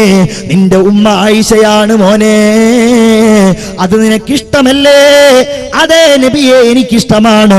ഈ കുട്ടി തന്റെ ഉപ്പയെ മറന്നു, തന്റെ ഉമ്മയെ മറന്നു, തന്റെ എല്ലാം മറന്നുകൊണ്ട് റസൂലുള്ളാഹിന്റെ അടുക്കൽ നിന്ന് മദീനയുടെ തെരുവിലേക്ക് ഇറങ്ങുകയാണ്. ഓരോ വീടുകളുടെയും വാതിലിൽ മുട്ടി വിളിച്ചുകൊണ്ട് ഈ പിഞ്ചുബാലൻ പറയുകയാണ്, അറിഞ്ഞില്ലേ എന്റെ ഉപ്പ നബിയാണ്, എന്റെ ഉപ്പ ഹബീബായ മുഹമ്മദ് നബിയാ. നിങ്ങൾ അറിഞ്ഞില്ലേ മദീന നിവാസികളെ എന്ന്? മദീനയിലൂടെ ഈ കുട്ടി വിളിച്ചു പറഞ്ഞു നടന്നു എന്ന് ആ പിഞ്ചുബാലൻ പറഞ്ഞു കൊടുക്കുകയാണ്. അതുകൊണ്ടാണ് എനിക്ക് ബഷീർ റളിയല്ലാഹു അൻഹു ഇഷ്ടമായത്. ഉപ്പായെപ്പോലും അല്ലാഹുവിന്റെ റസൂലിന്റെ മുമ്പിൽ മറന്നു. എന്ത് കാരണം? റസൂലുള്ളാഹി അങ്ങനെയാണ്. അന വകാഫിലുൽ യതീമി ഫിൽ ജന്നതി ഹാകദാ, ഞാനും അനാഥനും സ്വർഗ്ഗത്തിൽ ഇങ്ങനെയാണ്. ഒന്ന് രണ്ട് കാര്യങ്ങൾ. അനാഥ അത് പറഞ്ഞാൽ തീരൂല്ല. അവരോട് നമ്മൾ പലപ്പോഴും വൈകാരികമായി പ്രതികരിക്കാറില്ല. നമ്മളുടെ സ്നേഹവും കാരുണ്യവും അല്ലേ, അവൻ്റെ ആ കണ്ണുനീർ, അതാണ് കാരുണ്യമാണ് കരണീയം എന്നുള്ള വിഷയം കൊണ്ട് നമ്മൾ ഉദ്ദേശിച്ചത്. എല്ലാവരോടും കാരുണ്യം കാണിക്കുക, പാവങ്ങളോട്, അനാഥരോട് അല്ലേ. ഒരു ദിവസം ഒരു 11 മണി സമയത്ത് ഉച്ചക്ക് എന്റെ സ്ഥാപനത്തിലെ ചാമക്കാലയിലെ നെഹ്ജുർ റഷാദിലേക്ക് എന്നെ ഫോൺ ചെയ്യുകയാണ്. എനിക്ക് വളരെ വേണ്ടപ്പെട്ട ഒരു കുട്ടിയുടെ വീട്ടിൽ നിന്ന് 2ാം ക്ലാസ്സിലോ 3ാം ക്ലാസ്സിലോ പഠിക്കുന്ന ഒരു കുട്ടിയുടെ വീട്ടിൽ നിന്ന് വിളിക്കുകയാണ് എന്നെ. ഉസ്താദേ, ഇന്ന കുട്ടിയുടെ വാപ്പ മരിച്ചിട്ടുണ്ട്. പടച്ചവനെ, ഞാൻ വല്ലാതെ പേടിച്ചുപോയി. ചെറിയ കുട്ടിയാണ്, 7 കിലോമീറ്റർ അപ്പുറത്തുള്ള അവന്റെ വീട്ടിലേക്ക് പോകണം. എങ്ങനെ ആ കാര്യം അവനോട് പറയുമെന്ന് ഞാൻ ചിന്തിച്ചു പോയി. കാരണം നല്ല ചുറുചുറുക്കുള്ള പിതാവാണ്, എപ്പോഴും എന്നെ കണ്ടാൽ ഇങ്ങനെ വർത്തമാനമൊക്കെ പറയുന്ന ഉപ്പയാണ്. ഞാനിങ്ങനെ നോക്കിയപ്പോ കുട്ടികളൊക്കെ ഇന്റർവെല്ലിന് ഇങ്ങനെ കളിക്കുന്നുണ്ട്. ഓരോരുത്തര് തമാശ പറയുന്നു, വെള്ളം കുടിക്കാൻ പോകുന്നു, പലരും ഇങ്ങനെ ഓടിക്കളിക്കുന്നു. കൂട്ടത്തിൽ ഇവനുമുണ്ട്. ഞാൻ ഇവനോട് പറഞ്ഞു, നമുക്ക് നിന്റെ വീട്ടിലേക്കൊന്ന് പോകണം, നീ വാ. അവന് വലിയ ആഹ്ലാദമായി. ഉസ്താദിനെ വാപ്പ എന്തെങ്കിലും കാര്യത്തിന് വിളിച്ചിട്ടുണ്ടാകും, ഏതായാലും വീട്ടിലേക്കൊന്ന് പോകാമല്ലോ എന്ന് കരുതിയിട്ട് അവൻ എന്റെ കൂടെ വണ്ടിയിൽ കയറുകയാണ്. എനിക്കവനോട് പറയണമെന്നുണ്ട്, നമ്മൾ പോകുന്നത് നിന്റെ വാപ്പ മരിച്ചിട്ടാണെന്ന്. പക്ഷേ എന്റെ നാവിലൂടെ അതങ്ങ് പുറത്തേക്ക് വരുന്നില്ല. അവന്റെ മുഖം കാണുമ്പോ, അവന്റെ കണ്ണുകൾ കാണുമ്പോ എങ്ങനെയായിരിക്കും ഇത് കേട്ടാൽ ഇവൻ പ്രതികരിക്കുക എന്ന് എനിക്കറിയില്ല. അങ്ങനെ പോയി ഞാൻ അവനോട് കുറെ കാര്യം ചോദിക്കുന്നുണ്ട്, അവൻ മറുപടിയും പറയുന്നുണ്ട്. ഞാനിതിങ്ങനെ പറയാൻ വേണ്ടി വരും, അപ്പോഴേക്കതങ്ങ് അതങ്ങ് പറയാതിരിക്കാൻ കഴിയും, പറയാതിരിക്കാൻ തോന്നും. അങ്ങനെ അവന്റെ വീടിന്റെ മുമ്പിലെത്തി. വണ്ടിയിൽ നിന്നിറങ്ങിയപ്പോ അവൻ ചോദിച്ചു, ഉസ്താദെ, എന്താ വീട്ടിലൊരാൾ കൂട്ടം, എന്താ പറ്റിയത്, എന്തിനാ നമ്മൾ വന്നത്? ഞാനൊന്നും മിണ്ടിയില്ല, എന്റെ കണ്ണുകൾ നിറഞ്ഞുപോയി. ഞാൻ അവനെ ഇങ്ങനെ ചേർത്ത് പിടിച്ചു. ആളുകളൊക്കെ ഇങ്ങനെ ഉറ്റുനോക്കുമ്പോ ഞാൻ അവനെ പിടിച്ചുകൊണ്ട് അവന്റെ വീട്ടിലേക്ക് കയറി. വീടിന്റെ പൂമുഖത്ത് ചൊല്ലുമ്പോ ചലനമറ്റ് കിടക്കുന്ന അവന്റെ ഉപ്പാന്റെ ആ മയ്യത്തിലേക്ക് നോക്കിക്കൊണ്ട് അവിചാരിതമായി ഉപ്പ മരിച്ചു കിടക്കുന്നത് കണ്ടപ്പോ, ഒരിക്കലും ചിന്തിക്കാതെ ഉപ്പ മരിച്ചു കിടക്കുന്നത് കണ്ടപ്പോ, ഉസ്താദേ എന്ന് വിളിച്ചുകൊണ്ട് ആ പിഞ്ചുകുട്ടി പൊട്ടിക്കരഞ്ഞുകൊണ്ട് എന്റെ ശരീരത്തിലേക്ക് വീണത് എന്റെ ജീവിതത്തിൽ എനിക്കൊരിക്കലും മറക്കാൻ കഴിയാത്ത അനുഭവമാണ്. അനാഥന്റെ കണ്ണീര്. നമ്മളൊക്കെ ദുആ ചെയ്യും, പടച്ചോനെ പെട്ടെന്ന് മരിപ്പിക്കല്ലേ എന്ന്. ആ ദുആക്ക് ശക്തി ഉണ്ടാവണം ഇത്തരം ഓർമ്മകൾ നമ്മുടെ മനസ്സിലേക്ക് വരുമ്പോ. എന്റെ പ്രിയപ്പെട്ടവരെ, അതുകൊണ്ട് ഞാൻ ആ ഭാഗം അവിടെ നിർത്തുകയാണ്. എല്ലാവരോടും കാരുണ്യം, എല്ലാവരോടും സ്നേഹം. മുഹമ്മദുർ റസൂലിന്റെ അധ്യാപനം അതാണ്, ഖുർആനിന്റെ അധ്യാപനം അതാണ്. ഭൂമിയോട് സ്നേഹം, ആകാശത്തോട് സ്നേഹം, മരങ്ങളോട് സ്നേഹം, എല്ലാ വിശ്വാസികളോടും സ്നേഹം, എല്ലാ മനുഷ്യരോടും സ്നേഹം. കാരുണ്യം നഷ്ടപ്പെടുന്ന ലോകമേ, തലയറുക്കാൻ മടിക്കാത്ത ലോകമേ, ആരോപണങ്ങൾ ഉന്നയിക്കാൻ മടിക്കാത്ത ലോകമേ, കാരുണ്യത്തിലേക്ക് തിരിച്ചു വരിക. ഇസ്ലാം കാരുണ്യമാണ്, മതം കാരുണ്യമാണ്, എല്ലാം കാരുണ്യമാണ്. സ്നേഹമേ പരം സൗഖ്യം, സ്നേഹഭംഗമേ ദുഃഖം, സ്നേഹമേ ദിക്കാലതി വർത്തിയായി ജ്വലിച്ചാവൂ. സ്നേഹത്തിൽ നിന്നില്ലല്ലോ മറ്റൊന്നും ലഭിച്ചിടാൻ, സ്നേഹത്തിൻ ഫലം സ്നേഹം, ജ്ഞാനത്തിൻ ഫലം ജ്ഞാനം.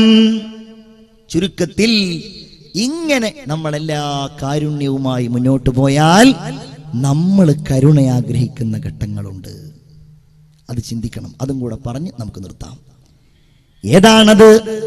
നമ്മൾ കാരുണ്യം ആഗ്രഹിക്കുന്ന ഘട്ടം നമ്മൾ മരിക്കുന്ന സന്ദർഭമാണ്. വൽതഫത്തിസ്സാഖു ബിസ്സാഖ് ഇലാ റബ്ബിക യൗമഇദിനിൽ മസാഖ്. നമ്മൾ മരിക്കുന്ന സമയം, നമ്മുടെ കൈകാലുകൾ ഇങ്ങനെ കൂട്ടിപ്പിണയുന്ന സമയം, നമ്മൾ മരണത്തോട് മല്ലടിക്കുന്ന സമയം, നമുക്കൊന്ന് പുഞ്ചിരിക്കാൻ മോഹമുണ്ട്, നമുക്കൊന്ന് ലാ ഇലാഹ ഇല്ലല്ലാഹ് പറയാൻ മോഹമുണ്ട്. ആ സമയത്ത് നമ്മൾ ആഗ്രഹിക്കുന്നത് അള്ളാന്റെ കാരുണ്യമാണ്. അത് കിട്ടണം നമുക്ക്. അതിന് അള്ളാഹിനോട് ദ്വാരക്കുക. നമ്മൾ ഭൂമിയിലുള്ളവരോട് കാരുണ്യം കാണിക്കുകയും ചെയ്യുക. ഇന്ന് അള്ളാഹ് കാരുണ്യം തരും. ഖബറിന്റെ ഉള്ളിലാണ് പടച്ചോന്റെ കാരുണ്യം വേണ്ടത്. മഹ്ശറിന്റെ ഇടയിലാണ് ഒരു ചാണകല കത്തിജ്വലിക്കുന്ന സൂര്യന്റെ ചൂടില് നമുക്ക് അള്ളാന്റെ കാരുണ്യം വേണം. അർശിന്റെ തണല് കിട്ടാൻ, വിചാരണ എളുപ്പമാകാൻ. എല്ലാം കഴിഞ്ഞ് അല്ലേ റസൂലുള്ള പോലും പറഞ്ഞില്ലേ, നിങ്ങൾ ആരും കരുതരുത് നിങ്ങളുടെ അമലുകൾ കൊണ്ട് നിങ്ങൾ ആരും രക്ഷപ്പെടുമെന്ന്. നിങ്ങളുടെ അമലുകൾ കൊണ്ട്, നിങ്ങളുടെ കർമ്മം കൊണ്ട് നിങ്ങളാരും രക്ഷപ്പെടുമെന്ന് നിങ്ങൾ വിചാരിക്കല്ലേ. വലാ അൻത യാ റസൂലല്ലാഹ്, നിങ്ങളും രക്ഷപ്പെടുകയില്ലേ നബിയേ, നിങ്ങളും രക്ഷപ്പെടുകയില്ലേ നബിയേ. വലാ അൻത യാ റസൂലല്ലാഹ്, നിങ്ങളും രക്ഷപ്പെടുകയില്ലേ നബിയേ. അവിടുന്ന് പറഞ്ഞു വല അന, ഞാനും രക്ഷപ്പെടുകയില്ല. ഇല്ലാ അയ്യതഗമ്മദനി അല്ലാഹു ബിറഹ്മത്തിൻ മിൻഹു വഫളിൻ, അല്ലാഹുവിന്റെ കാരുണ്യം കൊണ്ട്, അവന്റെ ഔദാര്യം കൊണ്ട് എന്നെ പൊതിഞ്ഞാലല്ലാതെ ഞാനും രക്ഷപ്പെടുകയില്ല എന്ന് മുത്തുനബി മുഹമ്മദ് മുസ്തഫ സല്ലല്ലാഹു അലൈഹി വസല്ലം.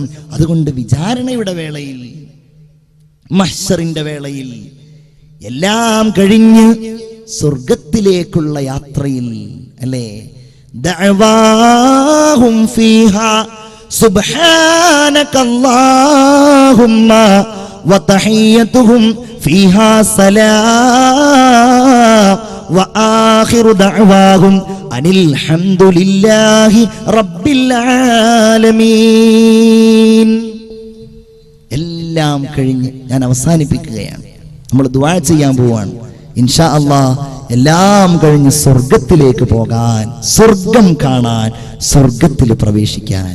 എൻ്റെ പ്രിയപ്പെട്ട സഹോദരന്മാരെ, സഹോദരിമാരെ, അള്ളാഹിന്റെ കാരുണ്യം നമുക്ക് അനിവാര്യമാണ്. ഈ ചിന്തകൾ ഞാൻ ഇവിടെ അവസാനിപ്പിക്കുന്നു. നമ്മൾ പറഞ്ഞതും നമ്മൾ കേട്ടതുമൊക്കെ അല്ലാഹു തആല ഒരു സ്വാലിഹായ അമലായി ഖബൂൽ ചെയ്യുമാറാവട്ടെ.